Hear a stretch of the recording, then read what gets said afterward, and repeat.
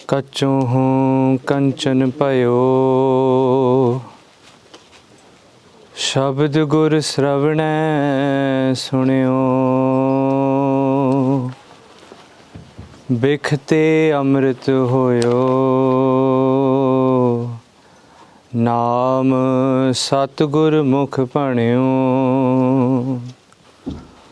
लोहो होयो लाल परसिया, से पस प्रेत सुर नर भये। सतगुर चरण जिन परसिया, से पस प्रेत सुर नर भये।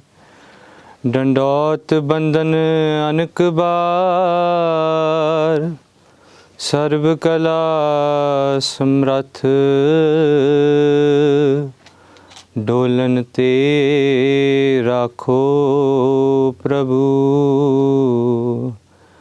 नानक दे कर हथ। डोलन ते राखो प्रभु, नानक दे कर हथ। वाहिगुरु जी का खालसा, वाहिगुरु जी की फतेह। गुरु प्यारी साध संगत जीओ, सो पहला तो मैं आप जी तो खिमा मंग लवां कि थोड़ी तबीयत नासाज होने करके मैं घट बोलना चाहना। तो आप जी वास्ते एक सोहनी खबर ये है कि आप जी नूं मौका मिलेगा बोलण दा। सो कल रोज़ भाई साहब वालों आप जी ने वो तो सुनिया जो साडी उम्मीदां ने आप जियां तो। असीं चाहुंदे हां कि आप जी सानू अपनियां उम्मीदां दसो कि आप जी दियां की उम्मीदां ने। सो मैं कुछ सवाल पुछांगा आप जियां नूं। मेरी बेनती ये है कि सोचना नहीं, क्योंकि साडा जिहड़ा दिमाग है ना, वो बड़ियां चतराइयां खेडदा आ साडे नाल, पर साडा मन पवित्र है ना। सो मन दी सुनांगे, उहदे ते इस तो पहला कि साडा दिमाग हावी होवे असीं उहनूं लिख लवांगे, ठीक है। सो जिद्दां ही तुसीं सवाल सुनोगे, मेरी बेनती है कि जो पहला जवाब तुहाडे मन विच आवे उसनूं लिख लेना, ठीक है जी। तैयार है? मैं 3 सवाल आप जी नूं पुछने ने, सो एक एक करके पुछांगे तो तुसीं नाल दे नाल नंबर वाइज उहनूं लिखते रहो, ठीक है जी। पहला सवाल है कि मैं इत्थे की करन आया या की करन आई हाँ। इहदा जवाब लिखना है, सिर्फ जवाब।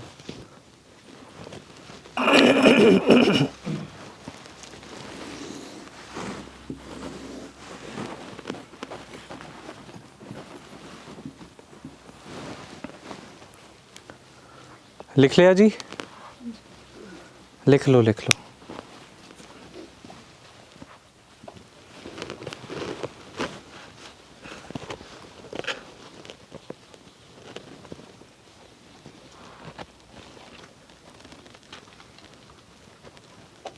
सोचना नहीं, जो आ गया बस 1-2 शब्दां च लिख लो।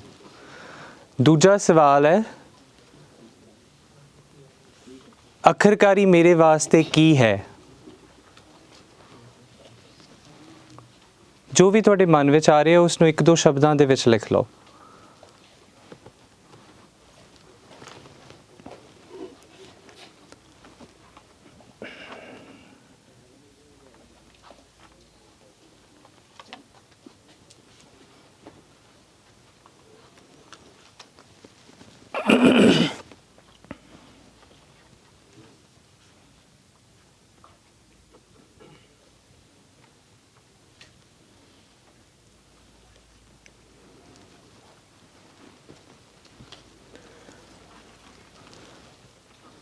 लिख लिया जी? हुण ਹੁਣ ਤੁਸੀਂ ਜਿਹੜਾ ਪਹਿਲਾ ਸਵਾਲ ਸੀ ਕਿ ਮੈਂ ਇੱਥੇ ਕੀ ਕਰਨ ਆਈ ਹਾਂ ਜਾਂ ਆਇਆ ਹਾਂ, ਉਹਦਾ ਜੋ ਵੀ ਜਵਾਬ ਲਿਖਿਆ ਹੈ ਉਹਦੇ ਅਨੁਸਾਰ ਜਿਹੜਾ ਤੀਸਰਾ ਸਵਾਲ ਹੈ ਉਹਦਾ ਜਵਾਬ ਲਿਖਣਾ। ਠੀਕ ਹੈ। ਤੀਸਰਾ ਸਵਾਲ ਹੈ ਕਿ ਇਹ ਕੈਂਪ ਮੈਨੂੰ ਉਸ ਵਾਸਤੇ ਕਿਵੇਂ ਮਦਦ ਕਰ ਸਕਦਾ ਹੈ। ਜੋ ਵੀ ਮੈਂ ਇੱਥੇ ਕਰਨ ਆਇਆ ਉਸ ਵਾਸਤੇ ਇਹ ਕੈਂਪ ਮੈਨੂੰ ਕਿਸ ਤਰ੍ਹਾਂ ਸਹਾਇਤਾ ਕਰ ਸਕਦਾ ਹੈ, ਮੇਰੀ ਕਿਸ ਤਰ੍ਹਾਂ ਮਦਦ ਕਰ ਸਕਦਾ ਹੈ।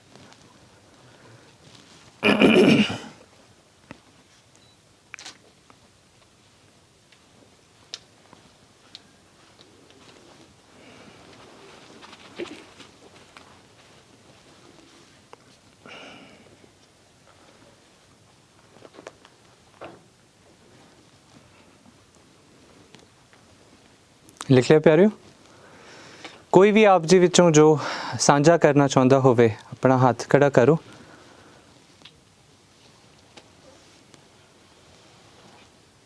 ਕੋਈ ਸਾਂਝਾ ਕਰਨਾ ਚਾਹੁੰਦਾ? ਪਹਿਲੇ ਸਵਾਲ ਦਾ ਜਵਾਬ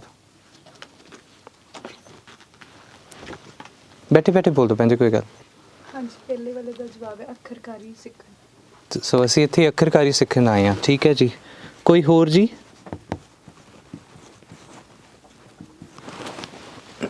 ਹਾਂਜੀ ਅੱਖਰਕਾਰੀ ਸਿੱਖਣਾ ਪੁਰਾਤਨ ਪਰੰਪਰਾ ਅਨੁਸਾਰ। ਠੀਕ ਹੈ ਜੀ। ਸੋ ਪੁਰਾਤਨ ਪਰੰਪਰਾ ਅਨੁਸਾਰ ਅੱਖਰਕਾਰੀ ਸਿੱਖਣ ਵਾਸਤੇ ਆਏ ਹਾਂ। ਹੋਰ ਕੋਈ ਪਿਆਰਿਓ? ਹਾਂਜੀ। ਅੱਖਰਕਾਰੀ ਮਰਿਆਦਾ ਸਹਿਤ ਸਿੱਖਣਾ। ਮਰਿਆਦਾ। ਠੀਕ ਹੈ ਜੀ। ਹੋਰ ਕੋਈ ਜੀ? ਹਾਂਜੀ। ਵਿਰਾਸਤ ਲੈਣ ਆਏ ਹਾਂ। ਠੀਕ ਹੈ ਜੀ। ਜਾਂ ਇਹਨੂੰ ਇਸ ਤਰ੍ਹਾਂ ਕਹਿ ਲਈ, ਆਪਣੀ ਵਿਰਾਸਤ ਤੋਂ ਜਾਣੂ ਹੋਣ ਆਏ ਹਾਂ। ਵਿਰਾਸਤ ਤੁਹਾਡੇ ਕੋਲ ਹੀ ਹੈ, ਉਹ ਕਿਤੇ ਜਾਂਦੀ ਨਹੀਂ ਹੈ ਨਾ, ਜਾਣੂ ਹੋਣਾ ਪੈਂਦਾ। ਹਾਂਜੀ ਹਾਂਜੀ ਪਿਆਰਿਓ। ਵਾਹਿਗੁਰੂ ਜੀ ਨਾਲ ਪ੍ਰੀਤ ਗੂੜੀ ਕਰਨੀ। ਅਸੀਂ ਆਪਣੀ ਪ੍ਰੀਤ ਗੂੜੀ ਕਰਨ ਆਏ ਹਾਂ। ਬਹੁਤ ਪਿਆਰਾ ਜੀ। ਹਾਂਜੀ ਹਾਂਜੀ ਠੀਕ ਹੈ ਠੀਕ ਹੈ। ਸੋ ਇਹਨੂੰ ਆਪਾਂ ਮਰਿਆਦਾ ਤੇ ਅੱਖਰਕਾਰੀ 'ਚ ਰੱਖ ਲੈਣ, ਥੋੜਾ ਸਿੰਪਲ ਕਰ ਲੈਂਦੇ ਹਾਂ। ਹਾਂਜੀ ਹਾਂਜੀ। ਕਿਥਾ ਜਦੋਂ ਆਪਣੇ ਇੱਕ ਬਿਜ਼ੀ ਰੂਟੀਨ ਤੋਂ ਅਸੀਂ ਅਲੱਗ ਓਕੇ ਓਕੇ ਓਕੇ। ਠੀਕ ਹੈ ਠੀਕ ਹੈ ਠੀਕ ਹੈ। ਸੋ ਆਪਾਂ ਇੱਕ ਕਹਿ ਲਈ, ਆਪਾਂ ਇੱਕ ਬ੍ਰੇਕ 'ਤੇ ਆਏ ਹਾਂ ਯੂਜੂਅਲ ਸਕੇਡਿਊਲ ਤੋਂ। ਹਾਂਜੀ। ਰਾਗ ਮਰਿਆਦਾ ਕੀਰਤਨ। ਹਾਂਜੀ। ਹੋਰ ਵਾਹਿਗੁਰੂ ਆਪ ਜੀ ਕੁਝ ਕਹੇ? ਹਾਂਜੀ। ਅਲੱਗ ਅਲੱਗ 5 ਕੋਈ ਨਹੀਂ, ਦੱਸ ਦਿਓ ਭੈਣ ਜੀ, ਕੋਈ ਗੱਲ ਨਹੀਂ।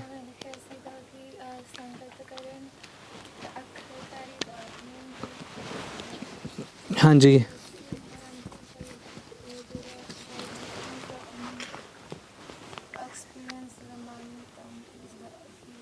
ਠੀਕ ਹੈ ਜੀ। ਸੰਗਤ ਲੈਣ ਆਏ ਹਾਂ। ਹੋਰ ਜੀ? ਹੋਰ ਪਿਆਰੇ? ਹਾਂਜੀ। ਇਹਨਾਂ ਤੋਂ ਇਲਾਵਾ ਕੋਈ ਹੋਰ? ਅਸੀਂ ਹਾਂਜੀ ਅਸੀਂ ਪ੍ਰੀਤ ਗੂੜੀ ਕਰਨਾ ਹੈ। ਕੋਈ ਇਹਨਾਂ ਤੋਂ ਇਲਾਵਾ ਕੋਈ ਹੋਵੇ? ਹਾਂਜੀ। ਸੋ ਅਸੀਂ ਵਿਧੀ ਤੋਂ ਜਾਣੂ ਹੋਣ ਆਏ ਹਾਂ ਕੀ ਵਿਧ ਹੈ। ਠੀਕ ਹੈ ਜੀ। ਠੀਕ ਹੈ। ਹੋਰ? ਹਾਂਜੀ। ਅਕਸ਼ਰਾਂ ਦੀ ਬਣਾਵਟ ਨੂੰ ਸਿੱਖਣ ਲਈ ਆਏ ਕਿ ਡਿਫਰੈਂਸ ਕੀ ਹੈ ਉਹਨਾਂ ਦੇ ਵਿੱਚ। ਠੀਕ ਹੈ। ਸੋ ਇੱਕ ਕੰਪੈਰੀਟਿਵ ਐਨਾਲਿਸਿਸ ਕਰਨ ਆਏ ਹਾਂ। ਠੀਕ ਹੈ ਜੀ। ਬਣਤਰ ਨੂੰ ਜਾਣਨ ਆਏ ਹਾਂ ਅੱਖਰਾਂ ਦੀ। ਠੀਕ ਹੈ। ਹੋਰ ਜੀਓ? ਇਹਨਾਂ ਤੋਂ ਇਲਾਵਾ ਕੋਈ? ਹਾਂਜੀ ਠੀਕ ਹੈ। ਸੋ ਵਿਧੀ ਦੇ ਵਿੱਚ ਆ ਗਿਆ ਸਾਰਾ ਕੁਛ ਹੀ। ਹਾਂਜੀ। ਕੋਈ ਇੱਦਾਂ ਦਾ ਹੈ ਜਿਹੜਾ ਸੋਚ ਕੇ ਆਇਆ ਹੋਵੇ ਕਿ ਚਲੋ ਛੁੱਟੀਆਂ ਨੇ, ਆਪਾਂ ਕਿਤੇ ਘੁੰਮ ਫਿਰ ਆਵਾਂਗੇ? ਸੱਚੀ ਦੱਸ ਦਿਓ। ਕੋਈ ਨਹੀਂ ਤੁਹਾਨੂੰ ਇੱਥੇ ਜੱਜ ਕਰਨ ਲੱਗਾ, ਮੈਂ ਤਾਬਿਜ਼ ਨਹੀਂ ਹੈਗੇ ਇੱਥੇ, ਚਲੇ ਗਏ ਨੇ। ਦੱਸ ਦਿਓ ਹੈ ਕੋਈ? ਚਲੋ ਇਹ ਵੀ ਚੰਗੀ ਗੱਲ ਹੈ। ਗੁਰੂ ਧਾਮਾਂ ਦੇ ਦੀਦਾਰ ਮਹਾਰਾਜ ਨੇ 52 ਹੁਕਮਾਂ ਦੇ ਵਿੱਚ ਦਿੱਤਾ ਹੈ ਨਾ, ਕਿ ਗੁਰੂ ਧਾਮਾਂ ਦੇ ਦੀਦਾਰ ਸਿੱਖ ਕਰੀ ਜੇ ਯਾਤਰਾ 'ਤੇ ਜਾਵੇ ਅਤੇ ਗੁਰੂ ਘਰਾਂ ਨੂੰ ਜਾਵੇ, ਹੈ ਨਾ। ਕੋਈ ਗੱਲ ਨਹੀਂ। ਦੂਜਾ ਸਵਾਲ ਲੈ ਲਈ, ਆਪਾਂ ਆਵਾਂਗੇ ਇਹਨਾਂ 'ਤੇ। ਦੂਜਾ ਕੀ ਸਵਾਲ ਹੈ? ਅੱਖਰਕਾਰੀ ਤੁਹਾਡੇ ਵਾਸਤੇ ਕੀ ਹੈ ਨਾ, ਸੋ ਦੱਸੋ। ਹਾਂਜੀ। ਗੁਰੂ ਸਾਹਿਬ ਦੀ ਬਖਸ਼ਿਸ਼ ਹੈ ਅੱਖਰਕਾਰੀ। ਠੀਕ ਹੈ ਜੀ। ਹਾਂਜੀ। ਹੋਰ ਜੀ? ਹਾਂਜੀ। ਇੱਕ ਪੰਥ ਦੀ, ਮੇਰੇ ਵਾਸਤੇ ਇੱਕ ਪੰਥ ਦੀ ਸੇਵਾ ਆ। ਠੀਕ ਹੈ ਜੀ। ਹੋਰ ਜੀ ਦੱਸਦੇ ਰਹੋ। ਇੱਕ ਕਲਾ ਆ, ਠੀਕ ਹੈ, ਠੀਕ ਹੈ ਜੀ। ਹੋਰ ਜੀ ਠੀਕ ਹੈ ਜੀ। ਭਗਤੀ ਦਾ ਇੱਕ ਰੂਪ ਹੈ, ਬਾਣੀ ਨੂੰ ਲਿਖਣਾ ਇੱਕ ਇਬਾਦਤ ਹੈ, ਬੰਦਗੀ ਹੈ। ਹਾਂਜੀ। ਹੋਰ ਜੀ ਉਹ ਠੀਕ ਹੈ, ਸਤਿਗੁਰੂ ਜੀ ਨਾਲ ਜੁੜਨ ਵਾਸਤੇ ਸਹਾਇਕ ਹੈ। ਹੋਰ ਜੀ ਗਿਆਨ ਦਾ ਭੰਡਾਰ। ਠੀਕ ਹੈ ਜੀ, ਲਿਖ ਲੈਂਦੇ ਹਾਂ। ਗਿਆਨ ਦਾ ਸਾਧਨ ਹੈ। ਹੋਰ ਜੀ ਬਾਣੀ ਲਗਾ ਮਾਤਰਾ ਸੇ ਕੰਠ ਕਰਨ ਦਾ ਰਸਤਾ। ਠੀਕ ਹੈ, ਸੋ ਬਾਣੀ ਕੰਠ ਕਰਨ ਦਾ ਇੱਕ ਮਾਰਗ ਹੈ। ਹੋਰ ਜੀ ਸਹਿਜ ਤੇ ਉਮੀਦ ਦੀ ਖੇਡ ਹੈ ਆਖਰਕਾਰੀ। ਠੀਕ ਹੈ ਜੀ।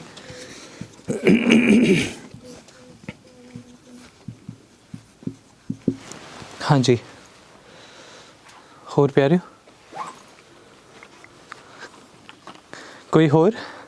ਹੈਗੀ ਪੁਰਾਤਨ ਗੁਰਸਿੱਖਾਂ ਦੀ ਜੋ ਨਮੂਨਾ ਦੇਖਣਾ, ਇਹ ਸਹਿਜ ਦੇ ਮਾਰਗ ਵਿੱਚ ਪ੍ਰਵੇਸ਼ ਕਰਨ ਦਾ ਇੱਕ ਬਹੁਤ ਬਰੀਕ ਸਾਧਨ ਹੈ, ਜਿਹੜਾ ਜਿੰਨਾ ਹੌਲੀ ਤੇ ਸੋਹਣਾ ਲਿਖਾਂਗੇ ਉਹਨਾਂ ਸਾਨੂੰ ਡੂੰਘਾਈਆਂ ਦਾ ਤੇ ਪਤਾ ਜੀ ਲੱਗੇਗਾ। ਜੀ ਇਹ ਸ਼ੌਂਕ, ਇਹ ਜਿਹੜੀ ਇਹ ਲੋੜ ਮਹਿਸੂਸ ਕੀਤੀ ਇਸ ਚੀਜ਼। ਠੀਕ ਹੈ।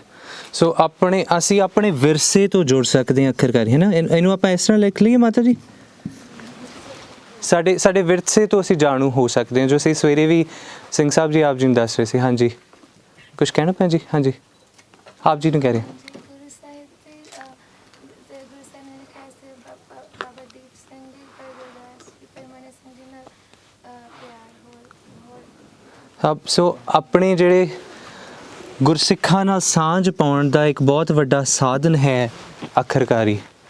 ਬਹੁਤ ਪਿਆਰਾ। ਹੋਰ ਜੀ ਚਲੋ ਤੀਸਰੇ ਵੱਲ ਆ ਜਾਂਦੇ ਹਾਂ। ਤੀਸਰਾ ਕੀ ਸਵਾਲ ਸੀ? ਇਹ ਕੈਂਪ ਤੁਹਾਨੂੰ ਕਿਵੇਂ ਸਹਾਇਤਾ ਦੇ ਸਕਦਾ ਹੈ? ਸੋ ਕੋਈ ਸਾਂਝਾ ਕਰਨਾ ਚਾਹੇਗਾ? ਸਿਖਲਾਈ ਅਤੇ ਪ੍ਰੇਮ ਭਾਵ ਨਾਲ ਸੇਵਾ ਕਰਨੀ। ਠੀਕ ਹੈ, ਸੇਵਾ, ਪ੍ਰੇਮ, ਸਿਖਲਾਈ। ਹੋਰ ਜੀ? ਪ੍ਰੇਮ ਭਾਵਨਾ। ਹਾਂਜੀ ਲਿਖ ਲਿਆ ਜੀ। ਹੋਰ ਕੀ ਸਿਖਾ ਸਕਦੇ? ਹਾਂਜੀ ਕੀ ਕਿਹਾ ਵੀਰ ਜੀ? ਅਨੁਸ਼ਾਸਨ, ਡਿਸਪਲਿਨ, ਵੈਰੀ ਇੰਪੋਰਟੈਂਟ। ਹਾਂਜੀ ਠੀਕ ਹੈ ਜੀ।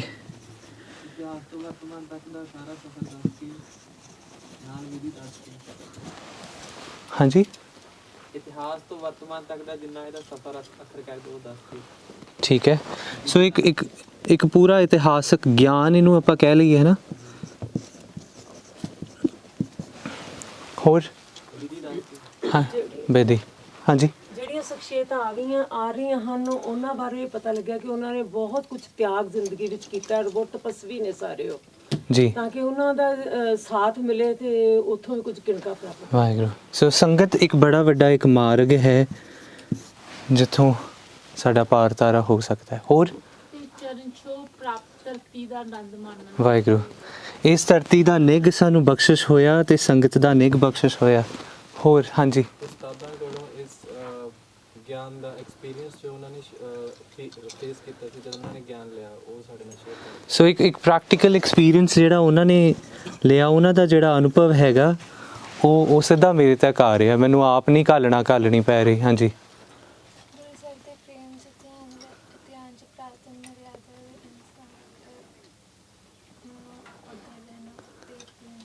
ਠੀਕ ਹੈ। ਸੋ ਇੱਕ ਪ੍ਰੀਤ ਪ੍ਰੇਮ ਆ ਗਿਆ ਇਹਦੇ ਵਿੱਚ ਹੀ ਹੈ। ਹਾਂਜੀ ਹਾਂਜੀ ਵੀਰ ਜੀ। ਜਿਹੜਾ ਕੁਦਰਤੀ ਮਾਹੌਲ ਹੈ ਇੱਥੇ, ਸੋ ਕੁਦਰਤ, ਹਾਂ ਜਿਹੜਾ ਗੁਰੂ ਪਿਆਰਿਆਂ ਦਾ ਸਾਥ ਹੈਗਾ ਵਾ, ਉਹ ਇੱਕ ਪਰਫੈਕਟ ਮਾਹੌਲ ਹੈ ਇੱਥੇ, ਜੋ ਸਹਿਜ ਚਾਹੀਦੀ ਹੈ ਇਸ ਕਦਮ 'ਚ। ਵਾਹਿਗੁਰੂ। ਸੋ ਇੱਕ ਕੁਦਰਤ ਤੇ ਬੰਦਗੀ ਦਾ ਸੁਮੇਲ, ਹੈ ਨਾ, ਦੋਵੇਂ ਪੱਖ। ਹੋਰ ਜੀ ਇੱਕ ਸੰਪਰਦਾਇ ਸਿਮੇਲਨ ਹੈ ਜੀ। ਵਾਹ ਵਾਹ, ਇਹ ਬੜੀ ਵੱਡੀ ਗੱਲ ਹੈ। ਸੋ ਸਾਰੀਆਂ ਸੰਪਰਦਾਵਾਂ ਦਾ ਸੁਮੇਲ ਹੈ ਨਾ। ਇੱਥੇ ਗੁਰਸਿੱਖ ਜਿਹੜੇ ਨੇ ਉਹ ਜਥੇ ਵਾਲੇ ਵੀ ਨੇ, ਟਕਸਾਲਾਂ ਵਾਲੇ ਵੀ ਨੇ, ਹੈ ਨਾ, ਸਾਰੇ ਆਏ ਹੋਏ ਹੈ। ਹੋਰ ਚਲੋ ਠੀਕ ਹੈ। ਅੱਜ ਨਾ ਸਵੇਰੇ ਸਿੰਘ ਸਾਹਿਬ ਜੀ ਕੁਝ ਗੱਲ ਕਰ ਰਹੇ ਸੀਗੇ ਵਿਰਸਾ ਤੇ ਵਿਰਾਸਤ ਦੀ, ਹੈ ਨਾ। ਦੇਖੋ ਹਰ ਗੁਰਸਿੱਖ ਦੇ ਪਾਸ, ਜਾਂ ਹਰ ਗੁਰਸਿੱਖ ਨਾ ਸ਼ਬਦ ਵਰਤਾਂ, ਹਰ ਕਿਸੇ ਦੇ ਪਾਸ ਜ਼ਿੰਦਗੀ ਜਿਉਣ ਦੇ ਦੋ ਢੰਗ, ਦੋ ਤਰੀਕੇ ਹੁੰਦੇ ਨੇ। ਪਹਿਲਾ ਢੰਗ ਹੈ ਆਪਣੇ ਵਾਸਤੇ ਜੀਵਨ ਜਿਉਣਾ, ਜੋ ਕਿ ਮਾੜਾ ਨਹੀਂ ਗਾ, ਹੈ ਨਾ। ਤੁਸੀਂ ਸਵੇਰੇ ਉੱਠੇ, ਕੰਮ ਕੀਤਾ, ਆਪਣੀ ਜੌਬ 'ਤੇ ਗਏ, ਸਕੂਲ ਗਏ, ਕਾਲਜ ਗਏ, ਵਾਪਸ ਆਏ, ਘਰੇ ਜੋ ਕਰਨਾ ਸੀ ਕੀਤਾ, ਅਤੇ ਰਾਤੀ ਭੋਜਨ ਛਕਿਆ ਅਤੇ ਸੌਂ ਗਏ। ਇਹ ਤੁਹਾਡੀ ਜੀਵਨ ਦੀ ਦਿਨਚਰਿਆ ਹੋ ਸਕਦੀ ਹੈ, ਤੁਹਾਡੇ ਵਾਸਤੇ ਹੈ। ਪਰ ਜਦੋਂ ਸਤਿਗੁਰੂ ਜੀ ਨੇ ਇਸੇ ਧਰਤੀ 'ਤੇ ਖੰਡੇ ਬਾਟੇ ਕੀ ਪੌਲ ਤਿਆਰ ਕੀਤੀ ਸੀ ਨਾ, ਅਤੇ ਉਸ ਖੰਡੇ ਬਾਟੇ ਕੀ ਪੌਲ ਨੂੰ ਤਿਆਰ ਕਰਨ ਲੱਗਿਆਂ ਸਤਿਗੁਰੂ ਜੀ ਨੇ ਸਮੁੱਚੇ ਪੰਥ ਨੂੰ ਇੱਕ ਗੱਲ ਆਖੀ ਸੀ ਕਿ ਮੈਂ ਅਜਿਹਾ ਖਾਲਸਾ ਤਿਆਰ ਕਰਾਂਗਾ ਜਿਹੜਾ ਦੁਨੀਆ ਨੂੰ ਸੇਧ ਦੇਵੇਗਾ। ਜਿੱਥੇ ਕਿਤੇ ਕੋਈ ਭੁੱਖਾ ਹੋਵੇਗਾ ਜਾਂ ਕੋਈ ਤਕਲੀਫ ਵਿੱਚ ਹੋਵੇਗਾ, ਖਾਲਸਾ ਉਹਦਾ ਸਹਾਈ ਹੋਵੇਗਾ। ਇੱਕ ਪੱਖ ਅਸੀਂ ਇਸ ਸਾਰੀ ਜੋ ਅਸੀਂ ਗੱਲ ਕੀਤੀ, ਇਸ ਸਮੁੱਚੀਆਂ ਗੱਲਾਂ ਬਹੁਤ ਸਤਿਕਾਰਯੋਗ ਨੇ, ਪਰ ਇੱਕ ਪੱਖ ਮੈਂ ਅੱਜ ਚਾਹੁੰਦਾ ਕਿ ਆਪ ਜੀ ਸਾਰੇ ਇਸ ਪੱਖ ਨੂੰ ਜ਼ਰੂਰ ਸਮਝ ਲਵੋ, ਔਰ ਮੈਂ ਵੀ ਸਮਝ ਲਵਾਂ। ਉਹ ਪੱਖ ਹੈ ਗੁਰਬਾਣੀ ਦਾ ਪ੍ਰਚਾਰ। ਕੱਲ੍ਹ ਪਰਮਵੀਰ ਜੀ ਹੋਰੀ ਗੱਲ ਕਰ ਰਹੇ ਸੀਗੇ ਆਪ ਜੀ ਦੇ ਨਾਲ। ਉਹਨਾਂ ਨੇ ਕਿਹਾ ਤੁਹਾਡੇ 'ਤੇ ਸਤਿਗੁਰੂ ਜੀ ਦੀਆਂ ਰਹਿਮਤਾਂ ਨੇ ਔਰ ਹਨ। ਤੁਸੀਂ ਇਸ ਪੱਖ ਨੂੰ ਦੇਖੋ, ਜਦੋਂ ਗੁਰਬਾਣੀ ਦੀਆਂ ਪੋਥੀਆਂ ਆਪ ਜੀ ਵਰਗੇ ਗੁਰਸਿੱਖ ਲਿਖਿਆ ਕਰਨਗੇ ਅਤੇ ਉਹ ਪੋਥੀਆਂ ਘਰੋਂ ਘਰੀ ਜਾਇਆ ਕਰਨਗੀਆਂ, ਅਤੇ ਉਹਨਾਂ ਪੋਥੀਆਂ ਨੂੰ ਨਾ ਸਿਰਫ ਪੰਜਾਬ ਦੇ ਲੋਕ, ਨਾ ਸਿਰਫ ਹਿੰਦੁਸਤਾਨ ਦੇ ਲੋਕ, ਬਾਹਰਲੇ ਦੇਸ਼ਾਂ ਦੇ ਲੋਕ ਉਹਨਾਂ ਪੋਥੀਆਂ ਨੂੰ ਪੜ੍ਹਿਆ ਕਰਨਗੇ। ਅਤੇ ਜਦੋਂ ਪੜ੍ਹਨਗੇ ਅਤੇ ਸਹਿਜੇ ਉਹਨਾਂ ਦੇ ਅੰਦਰ ਉਹ ਇੱਕ ਓਂਕਾਰ ਦਾ ਉਪਦੇਸ਼ ਜੋ ਗੁਰੂ ਨਾਨਕ ਸਾਹਿਬ ਜੀ ਨੇ ਸਮੁੱਚੇ ਸੰਸਾਰ ਨੂੰ ਬਖਸ਼ਿਸ਼ ਕੀਤਾ ਸੀ, ਉਹ ਉਪਦੇਸ਼ ਉਹਨਾਂ ਨੂੰ ਦ੍ਰਿੜ ਹੋਵੇਗਾ। ਜ਼ਰਾ ਆਪਣੇ ਆਸ-ਪਾਸ ਝਾਤ ਮਾਰ ਕੇ ਦੇਖੋ। 1 ਮਿੰਟ ਵਾਸਤੇ ਅੱਖਾਂ ਬੰਦ ਕਰੋ, ਸਾਰੇ ਜਣੇ ਅੱਖਾਂ ਬੰਦ ਕਰੋ। ਮੈਂ ਤੁਹਾਨੂੰ ਕੁਝ ਕਰਨ ਨੂੰ ਆਖਾਂਗਾ, ਤੁਸੀਂ ਸਿਰਫ ਉਹਨੂੰ ਇਮੈਜਿਨ ਕਰਨਾ, ਉਹਦੇ ਬਾਰੇ ਸਿਰਫ ਸੋਚਣਾ, ਔਰ ਬਹੁਤ ਛੇਤੀ ਸੋਚਣਾ। ਉਹ ਗੱਲ ਹੈ ਕਿ ਅੱਜ ਤੋਂ ਬਾਅਦ ਜੋ ਵੀ ਤੁਹਾਡਾ ਨਾਂ ਸੀ, ਉਹ ਨਾਂ ਨਹੀਂ ਹੈ।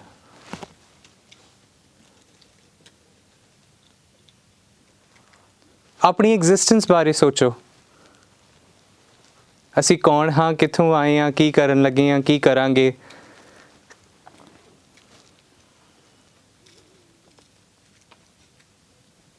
ਅੱਖਾਂ ਖੋਲ੍ਹ ਲਓ। ਕੀ ਮਹਿਸੂਸ ਹੋਇਆ? ਸ਼ਟ ਡਾਊਨ ਹੋ ਗਿਆ ਸਾਰਾ ਕੁਛ?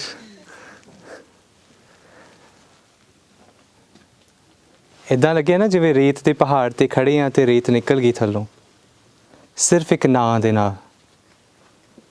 ਸਿਰਫ ਇੱਕ ਨਾਂ ਆ। ਇਸ ਨਾਂ ਤੋਂ ਉੱਪਰ ਇੱਕ ਚੀਜ਼ ਹੈ, ਉਹ ਹੈ ਕਿਰਦਾਰ। ਔਰ ਉਸ ਤੋਂ ਉੱਪਰ ਇੱਕ ਚੀਜ਼ ਹੈ, ਉਹ ਹੈ ਕੰਮ। ਜਿਸ ਵੇਲੇ ਸਤਿਗੁਰੂ ਗੁਰੂ ਗੋਬਿੰਦ ਸਿੰਘ ਪਾਤਸ਼ਾਹ ਕਹਿੰਦੇ ਨੇ ਨਾ, ਮਹਾਰਾਜ ਕਹਿੰਦੇ ਰਹਿਤ ਪਿਆਰੀ ਮੁਝ ਕੋ ਸਿੱਖ ਪਿਆਰਾ ਨਾ ਹੈ। ਇਹ ਬੜੀ ਡੂੰਘੀ ਗੱਲ ਹੈ, ਔਰ ਇਸ ਗੱਲ ਵਿੱਚ ਸਾਨੂੰ ਇਹ ਚੀਜ਼ ਸਮਝਣੀ ਪਵੇਗੀ ਕਿ ਹਾਂ, ਉਹਨਾਂ ਨੂੰ ਮੈਂ ਪਿਆਰਾ ਹਾਂ, ਪਰ ਉਹਨਾਂ ਨੂੰ ਮੇਰੇ ਤੋਂ ਪਿਆਰਾ ਉਹ ਰਹਿਤ ਹੈ ਜਿਹੜੀ ਉਹਨਾਂ ਨੇ ਬਖਸ਼ਿਸ਼ ਕੀਤੀ ਹੈ। ਅਤੇ ਜਿਸ ਵੇਲੇ ਮੇਰਾ ਗੁਰੂ ਇਹ ਗੱਲ ਕਹਿੰਦਾ ਹੈ ਨਾ, ਅਤੇ ਉਹ ਇਹ ਗੱਲ ਕਹਿੰਦਾ ਕਿ ਮੇਰਾ ਪੁੱਤ ਜਿਹੜਾ ਹੈ ਨਾ, ਉਹ ਕੰਮ ਕਰੇ ਜਿਹੜਾ ਸੰਸਾਰ ਨਹੀਂ ਕਰ ਰਿਹਾ, ਜਿਹੜੇ ਸੰਸਾਰ ਨਹੀਂ ਕਰ ਸਕਦਾ, ਕਿਉਂਕਿ ਉਸ ਕੋਲ ਉਹ ਜਾਚ ਨਹੀਂ ਹੈ। ਸੋਚ ਕੇ ਦੇਖੋ, ਆਪਾਂ ਇਹ ਗੱਲ ਜਾਣਦੇ ਹਾਂ 84 ਲੱਖ ਜੂਨਾਂ ਤੋਂ ਬਾਅਦ ਮਨੁੱਖਾ ਦੇਹੀ ਮਿਲਦੀ ਹੈ ਨਾ। 184 ਜੂਨ ਸਬਾਈ ਮਾਨਸ ਕੋ ਪ੍ਰਭ ਦੀ ਵਡਿਆਈ। ਮਹਾਰਾਜ ਨੇ ਦਿੱਤੀ ਨਾ 84 ਲੱਖ ਜੂਨਾਂ ਤੋਂ ਬਾਅਦ ਮਨੁੱਖਾ ਦੇਹੀ ਦਿੱਤੀ। ਭਾਈ ਮਨੀ ਸਿੰਘ ਜੀ, ਅਸੀਂ ਗੱਲ ਕਰਦੇ ਹਾਂ ਉਹਨਾਂ ਮਹਾਨ ਲਿਖਾਰੀਆਂ ਦੀ। ਕੱਲ੍ਹ ਗੱਲ ਹੋਈ ਨਾ ਭਾਈ ਗੁਰਦਾਸ ਜੀ ਦੀ, ਆਪਾਂ ਗੱਲ ਕਰਾਂਗੇ। ਬਾਬਾ ਦੀਪ ਸਿੰਘ ਜੀ ਦੀ ਗੱਲ ਹੋਈ। ਭਾਈ ਮਨੀ ਸਿੰਘ ਜੀ ਵੀ ਲਿਖਾਰੀ ਨੇ ਨਾ, ਦਮਦਮੀ ਬੀੜ ਲਿਖੀ ਉਹਨਾਂ। ਭਾਈ ਮਨੀ ਸਿੰਘ ਨੂੰ ਜਿਸ ਵੇਲੇ ਸ਼ਹੀਦ ਕੀਤਾ ਜਾ ਰਿਹਾ ਸੀ ਨਾ, ਤੇ ਜਲਾਦ ਉਹਨਾਂ ਨੂੰ ਇੱਕ ਗੱਲ ਪੁੱਛਦਾ ਹੈ। ਉਹ ਕਹਿੰਦਾ ਹੈ ਕਿ ਮੈਨੂੰ ਇੱਕ ਗੱਲ ਦੱਸੋ, ਤੁਹਾਡਾ ਗੁਰੂ ਕਹਿੰਦਾ ਹੈ ਕਿ 84 ਲੱਖ ਜੂਨਾਂ ਨੇ ਤੇ 84 ਲੱਖ ਜੂਨਾਂ ਤੋਂ ਬਾਅਦ ਮਨੁੱਖਾ ਦੇ ਹੀ ਮਿਲਦੀ ਹੈ, ਤੇ ਤੁਸੀਂ ਦੱਸੋ ਕਿਉਂ ਗਵਾਉਣ ਲੱਗੇ ਹੋ? ਭਾਈ ਮਨੀ ਸਿੰਘ ਹੱਸੇ ਤੇ ਭਾਈ ਮਨੀ ਸਿੰਘ ਨੇ ਇੱਕ ਗੱਲ ਕਹੀ, ਕਹਿੰਦੀ ਤੈਨੂੰ ਇਹ ਤੇ ਗੱਲ ਪਤਾ ਹੈ ਕਿ ਮੇਰਾ ਗੁਰੂ ਕਹਿੰਦਾ ਹੈ ਕਿ 84 ਲੱਖ ਜੂਨਾਂ ਤੋਂ ਬਾਅਦ ਮਨੁੱਖਾ ਦੇ ਹੀ ਮਿਲਦੀ ਹੈ, ਪਰ ਉਹਨਾਂ ਕਿਹਾ, ਕਹਿੰਦੇ ਇਹਦੀ ਕੀ ਗਾਰੰਟੀ ਹੈ ਕਿ ਉਸ ਮਨੁੱਖਾ ਦੇਹੀ 'ਚ ਮੈਨੂੰ ਸਿੱਖੀ ਮਿਲੇਗੀ ਕਿ ਨਹੀਂ? ਗਿਆਨੀ ਰਤਨ ਸਿੰਘ ਭੰਗੂ ਪ੍ਰਾਚੀਨ ਪੰਥ ਪ੍ਰਕਾਸ਼ ਦੇ ਵਿੱਚ ਲਿਖਦੇ, ਉਹਨਾਂ ਕਿਹਾ, ਦੇਹੀ ਕਿਸ ਕੀ ਬਾਪੁਰੀ, ਸਿੱਖੀ ਜੋ ਸਾਬਤ ਹੋਏ, ਦੇਹੀ ਤੋਂ ਆਵਣ ਜਾਣ ਹੈ, ਸਿੱਖੀ ਲਭ ਹੈ ਕਬ ਕੋਏ। Bhai Mani Singh chose death over compromising with his own ethics. ਉਹਨਾਂ ਨੇ ਆਪਣੇ ਸਿਧਾਂਤ ਨੂੰ ਛੱਡਿਆ ਨਹੀਂ, ਉਹਨਾਂ ਨੇ ਆਪਣੇ ਜੀਵਨ ਨੂੰ ਛੱਡਿਆ। ਛੱਡਣਾ ਤੇ ਸਾਨੂੰ ਵੀ ਪਵੇਗਾ ਨਾ, ਇਹ ਜਿਹੜਾ ਨਾਂ ਅਸੀਂ ਚੱਕੀ ਫਿਰਦੇ ਹਾਂ ਇਹਨੂੰ ਵੀ ਛੱਡਣਾ ਪਵੇਗਾ। ਤੇ ਇੱਕ ਅੱਖਰਕਾਰ ਵਾਸਤੇ ਨਾਂ ਨਹੀਂ ਵੱਡਾ, ਉਹਦੀ ਪਛਾਣ ਇਹ ਹੋਣੀ ਚਾਹੀਦੀ ਹੈ ਕਿ ਉਹ ਗੁਰੂ ਦਾ ਅੱਖਰਕਾਰ ਹੈ, ਗੁਰੂ ਪੰਥ ਦਾ ਅੱਖਰਕਾਰ ਹੈ। ਤੇ ਮੈਂ ਬੜੀ ਮਾਫੀ ਮੰਗ ਕੇ ਮੈਂ ਗੱਲ ਕਹਿਣਾ ਕਿ ਇਹ ਗੱਲ ਜਾਣਿਓ, ਜਦੋਂ ਤੁਸੀਂ ਅੱਖਰਕਾਰੀ ਕਰਨੀ ਸਿੱਖ ਲਓਗੇ ਜਾਂ ਸਿੱਖਦੇ ਹੋ ਜਾਂ ਕਰਦੇ ਹੋ, ਇਹ ਗੱਲ 'ਤੇ ਮਾਣ ਨਾ ਕਰਨ ਲੱਗ ਜਾਇਓ ਕਿ ਮੈਂ ਵੱਡਾ ਅੱਖਰਕਾਰ ਹਾਂ, ਫਲਾਣਾ ਫਲਾਣਾ ਫਲਾਣਾ ਅੱਖਰਕਾਰ ਨਹੀਂ। ਕਦੇ ਤੁਸੀਂ ਐਗਜ਼ੀਬਿਸ਼ਨ ਦੇ ਵਿੱਚ ਜਾਓ ਨਾ, ਪੇਂਟਿੰਗ ਲੱਗੀ ਹੁੰਦੀ ਹੈ, ਪੇਂਟਿੰਗ ਦੇ ਥੱਲੇ ਪੇਂਟਰ ਆਪਣੇ ਸਿਗਨੇਚਰਸ ਕਰਦਾ ਹੈ, ਇਹ ਨਾ ਕਰਨ ਲੱਗ ਜਾਇਓ। ਕਿਉਂ? ਭਾਈ ਵੀਰ ਸਿੰਘ ਇੱਕ ਬੜੀ ਪਿਆਰੀ ਗੱਲ ਲਿਖਦੇ ਆ, ਉਹਨਾਂ ਕਿਹਾ, ਕਹਿੰਦੇ ਗਿਆਨ ਕੀ ਹੈ? ਤੁਸੀਂ ਗੱਲ ਕੀਤੀ ਨਾ ਗਿਆਨ ਦੀ, ਅੱਖਰਕਾਰੀ ਮੇਰੇ ਵਾਸਤੇ ਗਿਆਨ ਦਾ ਸਾਧਨ ਹੈ, ਪਰ ਇਹ ਗਿਆਨ ਜਿਹੜਾ ਹੈ ਇਹ ਤੁਹਾਡੇ ਸਿਰ ਦਾ ਹੰਕਾਰ ਨਾ ਬਣ ਜਾਏ। ਭਾਈ ਵੀਰ ਸਿੰਘ ਇੱਕ ਗੱਲ ਕਹੀ ਸੀ, ਭਾਈ ਵੀਰ ਸਿੰਘ ਕਹਿੰਦੇ ਕੀ ਹੈ ਗਿਆਨ? ਕਹਿੰਦੇ ਮੈਂ ਇੱਥੋਂ ਇਕੱਠਾ ਕੀਤਾ, ਉੱਥੋਂ ਇਕੱਠਾ ਕੀਤਾ ਤੇ ਤੁੰਨ ਕੇ ਆਪਣੀ ਖੋਪੜੀ ਦੇ ਵਿੱਚ ਪਾ ਲਿਆ। ਕਹਿੰਦੇ ਗਿਆਨ ਇਹ ਨਹੀਂ ਜੋ ਮੈਂ ਇਕੱਠਾ ਕਰਕੇ ਪੈਦਾ ਕੀਤਾ, ਆਪਣੇ ਅੰਦਰ ਭਰ ਲਿਆ ਤੇ ਜਾ ਕੇ ਕਿਸੇ ਨੂੰ ਦੱਸ ਦਿੱਤਾ, ਦੇਖੋ ਇੱਦਾਂ ਕਲਮਾਂ ਬਣਦੀਆਂ ਨੇ, ਇੱਦਾਂ ਸਿਆਹੀ ਬਣਦੀ ਹੈ, ਇੱਦਾਂ ਸਾਰਾ ਕੁਛ ਇਕੱਠਾ ਕੀਤਾ, ਇੱਦਾਂ ਅੱਖਰ ਸੋਹਣੇ ਸੋਹਣੇ ਲਿਖੇ ਜਾਂਦੇ, ਕਿ ਇਹ ਅੱਖਰਕਾਰੀ ਹੈ? ਮੈਨੂੰ ਮਾਫ ਕਰਿਓ, ਇਹ ਨਹੀਂ ਗੀ। ਸਾਡਾ ਕਿਰਦਾਰ ਇਹ ਟੈਲੈਂਟ ਨਹੀਂ ਗਾ। ਇਹ ਨਹੀਂ ਕਿ ਸੋਹਣਾ ਕਲਮ ਚਲਾਉਣੀ ਲਿਖ ਜਾਓ, ਤੁਸੀਂ ਲਿਖ ਲਓਗੇ, ਬਹੁਤ ਸੋਹਣੇ ਲਿਖਦੇ ਹੋ ਤੇ ਲਿਖ ਵੀ ਲਓਗੇ, ਪਰ ਗੱਲ ਇਸ ਦੀ ਨਹੀਂ ਹੈ। ਗੱਲ ਉਸ ਵਿਰਸੇ ਨੂੰ ਸੰਭਾਲਣ ਦੀ ਹੈ ਜਿਸ ਵਿਰਸੇ ਵਿੱਚ ਭਾਈ ਮਨੀ ਸਿੰਘ ਗ੍ਰੰਥ ਲਿਖਦੇ ਹੈ ਤੇ ਉਹੀ ਭਾਈ ਮਨੀ ਸਿੰਘ ਜਾ ਕੇ ਬੰਦ ਵੀ ਕਟਾਉਂਦੇ ਹੈ। ਇਹ ਦੋ ਵੱਖਰੇ ਰੂਪ ਨਹੀਂ ਹਨ। ਬਾਬਾ ਦੀਪ ਸਿੰਘ ਜੀ ਗ੍ਰੰਥ ਲਿਖਦੇ ਹੈ ਤੇ ਉਹੀ ਬਾਬਾ ਦੀਪ ਸਿੰਘ ਸੀਸ ਭੇਟਾ ਵੀ ਕਰਦੇ ਹੈ ਨਾ। ਉਹੀ ਭਾਈ ਗੁਰਦਾਸ ਜੀ ਜਿਹੜੇ ਕਰਤਾਰਪੁਰੀ ਬੀੜ ਲਿਖਦੇ ਹੈ, ਉਹੀ ਭਾਈ ਗੁਰਦਾਸ ਜੀ ਇੰਨੀ ਸੇਵਾਵਾਂ ਦੇ ਵਿੱਚ ਸ਼ਾਮਿਲ ਹੁੰਦੇ ਹੈ। ਬਾਕੀ ਸਾਰੀਆਂ ਕੰਮ ਜੋ ਸਤਿਗੁਰੂ ਜੀ ਨੇ ਬਚਨ ਕੀਤੇ ਉਹਨਾਂ ਦਾ ਜੀਵਨ ਹੈ ਤੇ ਉਹਨਾਂ ਦੀ ਲਿਖੀ ਹੋਈ ਬਾਣੀ ਨੂੰ ਗੁਰੂ ਗ੍ਰੰਥ ਸਾਹਿਬ ਦੀ ਕੁੰਜੀ ਕਿਹਾ ਜਾਂਦਾ ਹੈ। ਕਿਉਂ ਕਿਹਾ ਗਿਆ? ਉਹਨਾਂ ਵੇਲੇ ਬੜੇ ਗੁਰਸਿੱਖਾਂ ਨੇ ਲਿਖੇ, ਪਰ ਮਹਾਰਾਜ ਨੇ ਨਹੀਂ ਕਿਹਾ। ਕਿਉਂ ਭਾਈ ਗੁਰਦਾਸ ਜੀ ਨੂੰ ਕਿਹਾ ਕਿ ਇਹਨਾਂ ਦੀ ਬਾਣੀ ਗੁਰਬਾਣੀ ਦੀ ਕੁੰਜੀ ਹੈ? ਇਹਦੇ ਪਿੱਛੇ ਬੜੀ ਵੱਡੀ ਰਮਜ਼ ਹੈ, ਔਰ ਉਸੇ ਰਮਜ਼ ਨੂੰ ਅਸੀਂ ਸਮਝਣਾ ਹੈ ਕਿ ਉਹੀ ਸਾਡਾ ਵਿਰਸਾ ਆ। ਕੇਵਲ ਗੱਲ ਲਿਖਣ ਤੱਕ ਸੰਬਲਿਤ ਨਹੀਂ ਹੈ ਕਿ ਸਿਰਫ ਇਹੀ ਲਿਖਣਾ ਸਾਡੇ ਵਾਸਤੇ ਜ਼ਰੂਰੀ ਹੈ। ਥੋੜਾ ਜਿਹਾ ਵਾਪਸ ਆਈਏ।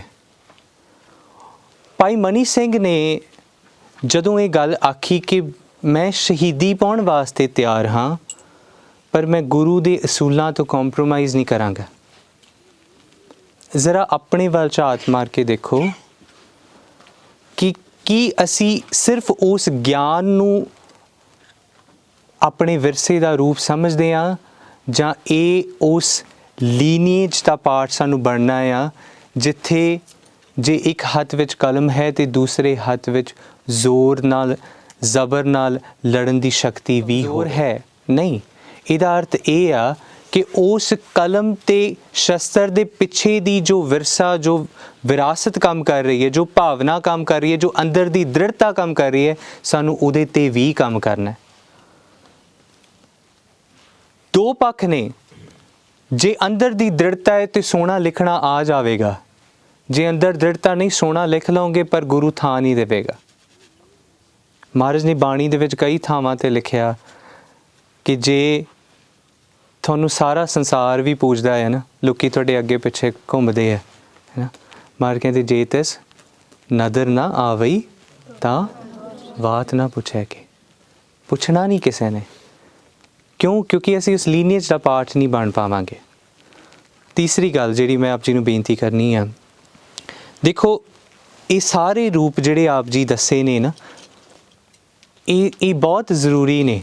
ਔਰ ਇੱਕ ਇੱਕ ਕਰਕੇ ਜੇ ਆਪਾਂ ਇਹਨਾਂ ਨੂੰ ਲਈਏ, ਅੱਖਰਕਾਰੀ ਇੱਕ ਬਖਸ਼ਿਸ਼ ਹੈ, ਅੱਖਰਕਾਰੀ ਪੰਥ ਦੀ ਸੇਵਾ ਦਾ ਮਾਰਗ ਹੈ, ਕਲਾ ਆ, ਭਗਤੀ, ਬੰਦਗੀ, ਜੁੜਨ ਦਾ ਸਾਧਨ, ਗਿਆਨ ਦਾ ਮਾਰਗ, ਕੰਠ ਦਾ ਮਾਰਗ, ਇੱਕ ਉਮੀਦ ਹੈ, ਆਪਣੇ ਵਿਰਸੇ ਨਾਲ ਜੁੜਨ ਦੀ ਸਾਂਝ ਹੈ। ਇਹ ਸਾਰਾ ਕੁਝ ਇੱਕ ਵਾਰੀ ਨਾ ਗੁਰੂ ਅਮਰਦਾਸ ਪਾਤਸ਼ਾਹ ਜੀ ਦੇ ਕੋਲ ਇੱਕ ਗੁਰੂ ਕਾ ਪਿਆਰਾ ਸਿੱਖ ਬੈਠਾ ਸੀ, ਜਿੱਦਾਂ ਆਪ ਜੀ ਬੈਠੇ ਆ ਨਾ, ਤੇ ਸਤਿਗੁਰੂ ਸੱਚੀ ਸਰਕਾਰ ਬਚਨ ਕਰ ਰਹੇ ਸੀ, ਤੇ ਬਚਨ ਕਰਦਿਆਂ ਕਰਦਿਆਂ ਨਾ ਉਹ ਗੁਰੂ ਕਾ ਸਿੱਖ ਸੀ ਨਾ, ਕਹਿੰਦਾ ਕਿਤੇ ਮੈਂ ਭੁੱਲ ਨਾ ਜਾਵਾਂ, ਤੇ ਉਹਨਾਂ ਕਲਮ ਲਈ, ਕਾਗਜ਼ ਲਿਆ ਤੇ ਉਹ ਲਿਖਣ ਲੱਗ ਪਿਆ। ਜੋ ਸਤਿਗੁਰੂ ਬਚਨ ਕਰਦੇ ਉਹ ਲਿਖੀ ਜਾ ਰਿਹਾ, ਤੇ ਬਚਨ ਕਰਦਿਆਂ ਕਰਦਿਆਂ ਨਾ ਸਤਿਗੁਰੂ ਜੀ ਰੁਕੇ, ਤੇ ਮਹਾਰਾਜ ਨੇ ਉਸ ਗੁਰਸਿੱਖ ਵੱਲ ਤੱਕਿਆ, ਤੇ ਮਹਾਰਾਜ ਨੇ ਬਚਨ ਕੀਤਾ। ਮਹਾਰਾਜ ਦਾ ਸ਼ਬਦ ਹੈ, ਕਲੋ ਮਸਾਜਨੀ ਕਿਆ ਸਦਾਈਐ, ਹਿਰਦੇ ਹੀ ਲਿਖ ਲਿਓ। ਉਹਨੇ ਕਿਹਾ, ਕਹਿੰਦੇ ਤੂੰ ਕੀ ਕਲਮ ਚੁੱਕੀ ਫਿਰਦਾ, ਕਹਿੰਦੇ ਤੂੰ ਕੀ ਦਵਾਤ ਸਿਆਹੀ ਚੁੱਕੀ ਫਿਰਦਾ, ਇੱਕ ਕੰਮ ਕਰ, ਇਸ ਕਾਗਜ਼ ਤੇ ਨਾ ਲਿਖ, ਆਪਣੇ ਹਿਰਦੇ ਨੂੰ ਕਾਗਜ਼ ਬਣਾ, ਆਪਣੇ ਹਿਰਦੇ ਦੇ ਕਾਗਜ਼ ਤੇ ਗੁਰੂ ਕੇ ਸ਼ਬਦਾਂ ਨੂੰ ਲਿਖ। ਕਿਉਂ? ਕਿਉਂਕਿ ਜੇ ਤੇਰੇ ਹਿਰਦੇ ਤੇ ਲਿਖੇ ਗਏ ਤੇ ਇਹਨਾਂ ਨੂੰ ਕੋਈ ਮੇਟ ਨਹੀਂ ਸਕੇਗਾ। ਔਰ ਇਹ ਬੜੀ ਵੱਡੀ ਗੱਲ ਹੈ। ਔਰ ਇਸ ਸਾਡੇ ਇਤਿਹਾਸ ਵਿੱਚ ਸਤਿਗੁਰੂ ਜੀ ਦੇ ਇੰਨੇ ਬਿੰਬ ਸਿਰਜੇ। ਤੁਸੀਂ ਦੇਖੋ ਗੁਰੂ ਗੋਬਿੰਦ ਸਿੰਘ ਪਾਤਸ਼ਾਹ ਜੀ ਜਦੋਂ ਦਮਦਮਾ ਸਾਹਿਬ ਜਾਂਦੇ ਹੈ ਤੇ ਮਹਾਰਾਜ ਸਿੱਖਾਂ ਨੂੰ ਭੇਜਦੇ ਆ ਕਿ ਜਾਓ ਧੀਰਮਲੀਆਂ ਪਾਸੋਂ ਬੀੜ ਲੈ ਆਓ। ਉਹ ਇਨਕਾਰ ਕਰ ਦਿੰਦੇ ਆ, ਤੇ ਫਿਰ ਮਹਾਰਾਜ ਬਾਣੀ ਆਪ ਉਚਾਰਦੇ ਆ, ਦੁਬਾਰਾ ਮਹਾਰਾਜ ਲਿਖਵਾਉਂਦੇ ਆ ਬਾਣੀ। ਇਹਦਾ ਕੀ ਕਾਰਨ ਆ? ਇਹਦਾ ਕਾਰਨ ਇਹਦਾ ਸਭ ਤੋਂ ਵੱਡਾ, ਸਤਿਗੁਰੂ ਜੀ ਸਾਨੂੰ ਸਮਝਾਉਣਾ ਚਾਹੁੰਦੇ ਕਿ ਬਾਣੀ ਕੰਠ ਤੇ ਪੈਸਾ ਗੰਢ। ਪੁਰਾਣੇ ਗੁਰਸਿੱਖ ਇਹ ਬਚਨ ਕਹਿੰਦੇ ਸੀ ਨਾ। ਕਿਵੇਂ ਹੋਵੇਗਾ? ਅੱਜ ਵੀ ਤੁਸੀਂ ਦੇਖੋ ਜਿਹੜੇ ਸਤਿਗੁਰੂ ਜੀ ਦੀ ਬਾਣੀ ਲਿਖਣ ਵਾਲੇ ਪਿਆਰੇ ਗੁਰਸਿੱਖ ਨੇ, ਉਹ ਇੱਕ ਸ਼ਬਦ ਕੰਠ ਕਰਦੇ ਆ, ਉਹਨੂੰ ਵਾਚਦੇ ਆ ਤੇ ਫਿਰ ਉਸ ਨੂੰ ਲਿਖਦੇ ਆ। ਕਿਉਂ ਇਹ ਗੱਲ ਹੈ? ਮੈਂ ਬਾਰ-ਬਾਰ ਇਹੀ ਗੱਲ ਤੇ ਚਾਹੁੰਦਾ ਕਿ ਆਪ ਜੀ ਇਸ ਚੀਜ਼ ਨੂੰ ਸਮਝੋ ਕਿ ਇਹ ਵਿਰਸਾ ਕੇਵਲ ਲਿਖਣ ਦਾ ਨਹੀਂ ਹੈ, ਇਹ ਗੱਲ ਕਿਤੇ ਗਾਂ ਦੀ ਹੈ। ਔਰ ਇਹ ਸਹਿਜੇ ਹੋਵੇਗਾ। ਔਰ ਮੈਂ ਇਸ ਪੱਖ ਨੂੰ ਬਿਲਕੁਲ ਮੈਂ ਆਪ ਜੀ ਦੇ ਨਾਲ ਹਾਂ ਕਿ ਅਸੀਂ ਗਲਤੀਆਂ ਕਰਾਂਗੇ, ਅਸੀਂ ਅਨੁਸ਼ਾਸਨ ਭੰਗ ਵੀ ਕਰਾਂਗੇ, ਕਰ ਸਕਦੇ ਹਾਂ, ਗਲਤੀਆਂ ਦੇ ਹੀ ਬਣੇ ਆ ਨਾ ਅਸੀਂ। ਪਰ ਇੱਕ ਗੱਲ ਜ਼ਰੂਰ ਅਸੀਂ ਸਮਝੀਏ ਕਿ ਇਹਨਾਂ ਗਲਤੀਆਂ ਨੂੰ ਮਾफ़ ਕਰਨ ਵਾਲਾ ਸਤਿਗੁਰੂ ਹੈ ਨਾ। ਸਤਿਗੁਰੂ ਤੇ ਗੁਰੂ ਕੀ ਪਿਆਰੀ ਸੰਗਤ ਹੈ ਨਾ। ਸੋ ਅਸੀਂ ਜਿੰਨੀਆਂ ਵੀ ਗਲਤੀਆਂ ਕਰਾਂਗੇ ਜਾਂ ਕਰ ਰਹੇ ਹਾਂ, ਨਿਰਾਸ਼ਾਵਾਦੀ ਨਾ ਹੋਈਏ ਸੋਚ ਕਰਕੇ ਕਿ ਮੇਰੇ ਤੋਂ ਨਹੀਂ ਹੋ ਰਿਹਾ, ਮੈਂ ਨਹੀਂ ਕਰ ਸਕਦਾ।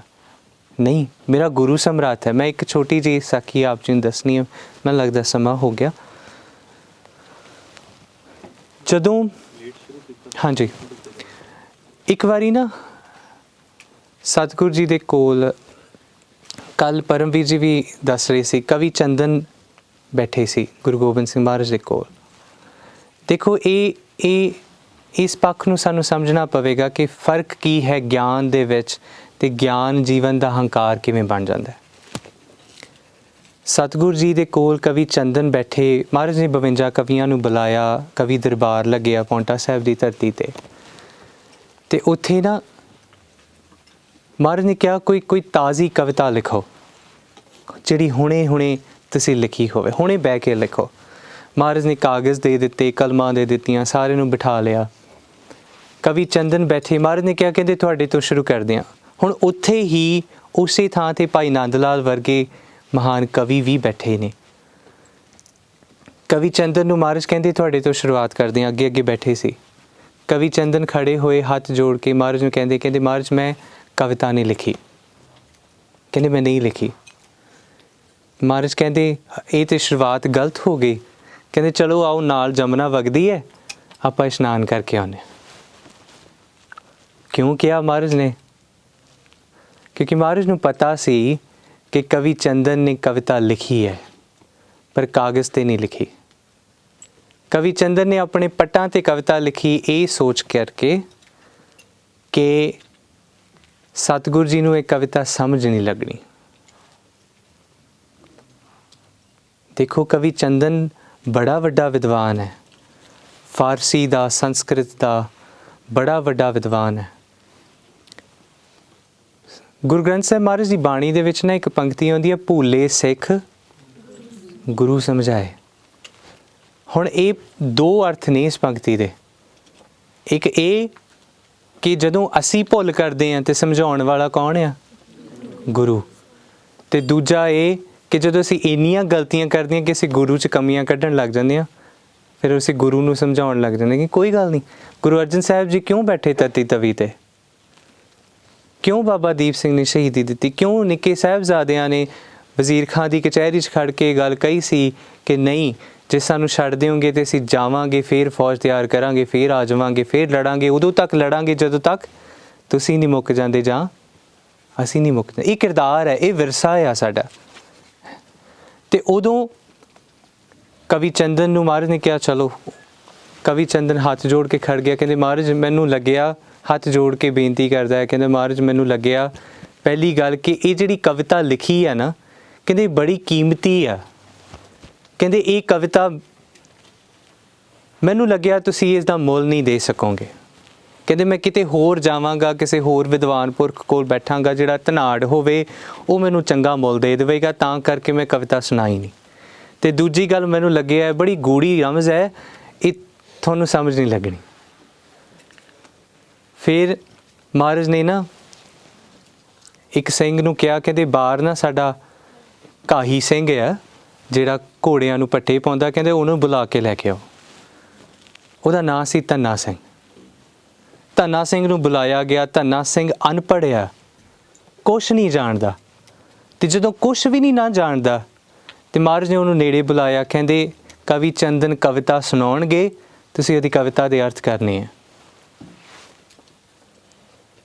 ਹੁਣ ਇੱਕ ਪਲ ਵਾਸਤੇ ਇੱਥੇ ਰੁਕੋ ਤੇ ਸੋਚੋ, ਜੇ ਤੁਸੀਂ ਧੰਨਾ ਸਿੰਘ ਦੀ ਜਗ੍ਹਾ ਹੁੰਦੇ ਤੇ ਕੀ ਕਰਦੇ?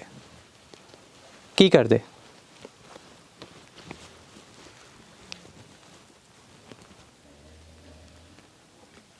ਕੀ ਕਰਦੇ ਦੱਸੋ?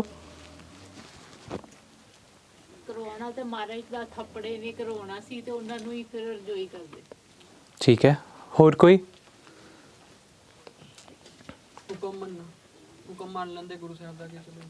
ਠੀਕ ਹੈ, ਠੀਕ ਹੈ, ਹੋਰ ਕੋਈ?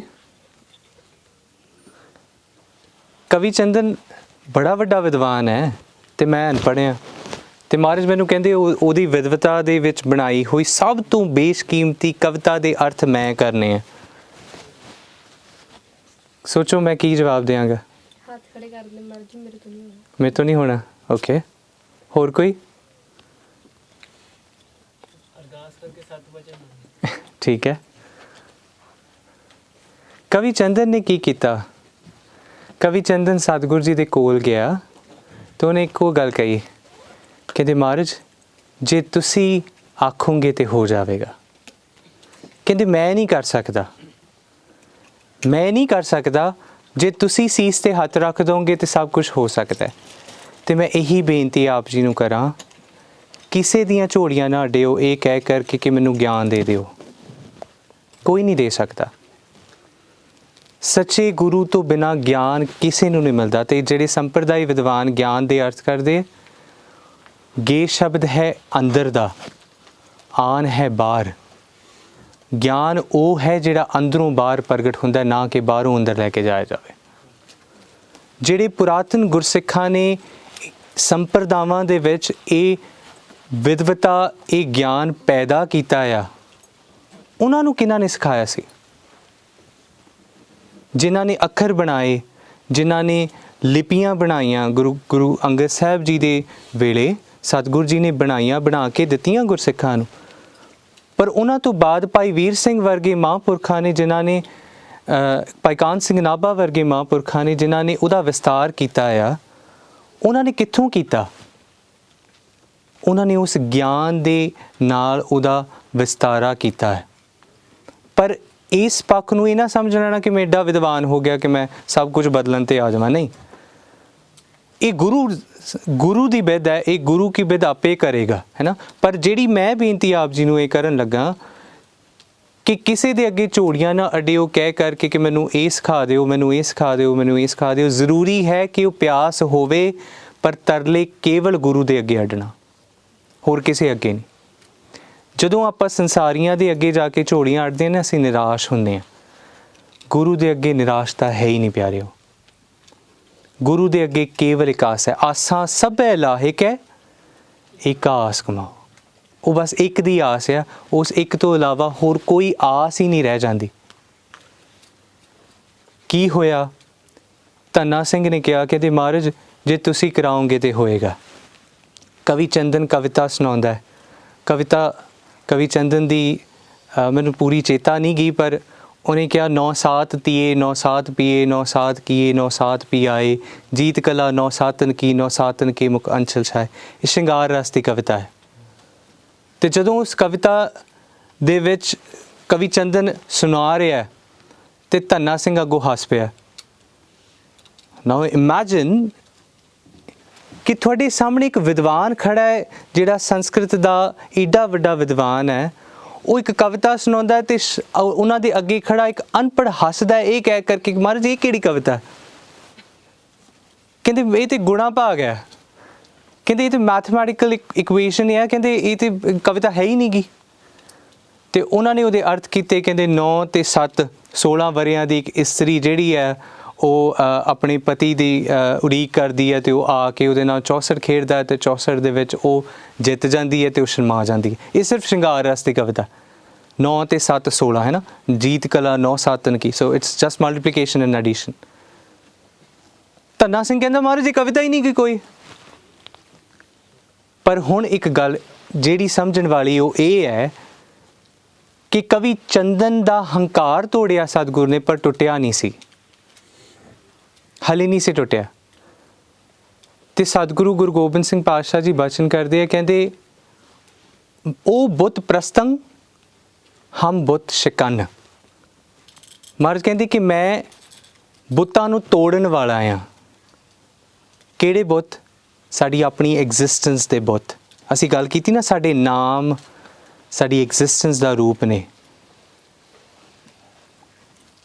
ਮੈਂ ਆਪ ਜੀ ਨੂੰ ਇਹ ਬੇਨਤੀ ਕਰਨਾ ਚਾਹੁੰਦਾ, ਆਪਣੀ ਵਿਰਾਸਤ ਛੱਡੋ, ਗੁਰੂ ਕੀ ਵਿਰਾਸਤ ਲੈ ਕੇ ਤੁਰੋ।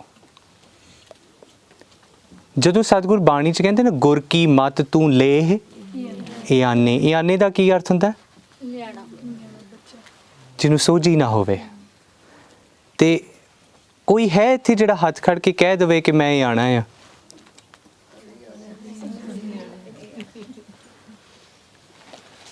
ਬੜਾ ਔਖਾ ਹੈ ਇਹ ਸ਼ਬਦ ਨੂੰ ਵਰਤਣਾ। ਕਹਿ ਦੇਣਾ ਸੌਖਾ ਹੈ, ਪਰ ਇਸ ਸ਼ਬਦ ਨੂੰ ਵਰਤਣਾ, ਆਪ ਜੀ ਜੇ ਕਹਿ ਰਹੇ ਹੋ ਬਹੁਤ ਚੰਗੀ ਗੱਲ ਹੈ, ਪਰ ਇਸ ਸ਼ਬਦ ਨੂੰ ਮਹਿਸੂਸ ਕਰਕੇ ਦੇਖਿਓ, ਇਹ ਆਣਾ ਬਣਨਾ ਬਹੁਤ ਔਖਾ ਆ, ਬਹੁਤ ਔਖਾ ਆ। ਅਸੀਂ ਅੱਜ ਵੀ ਇਹ ਗੱਲ ਕਹਿ ਦਿੱਤੀ ਕਿ ਨਹੀਂ, ਗੁਰੂ ਸਾਹਿਬ ਨੇ ਕਿਹਾ ਕਿ ਮਹਾਰਾਜ ਤੁਸੀਂ ਕਰਾ ਲਓਗੇ ਤਾਂ ਹੋ ਜਾਏਗਾ। ਇਹ ਗੱਲ ਇੰਨੀ ਸੌਖੀ ਹੈ ਨਹੀਂ ਗੀ।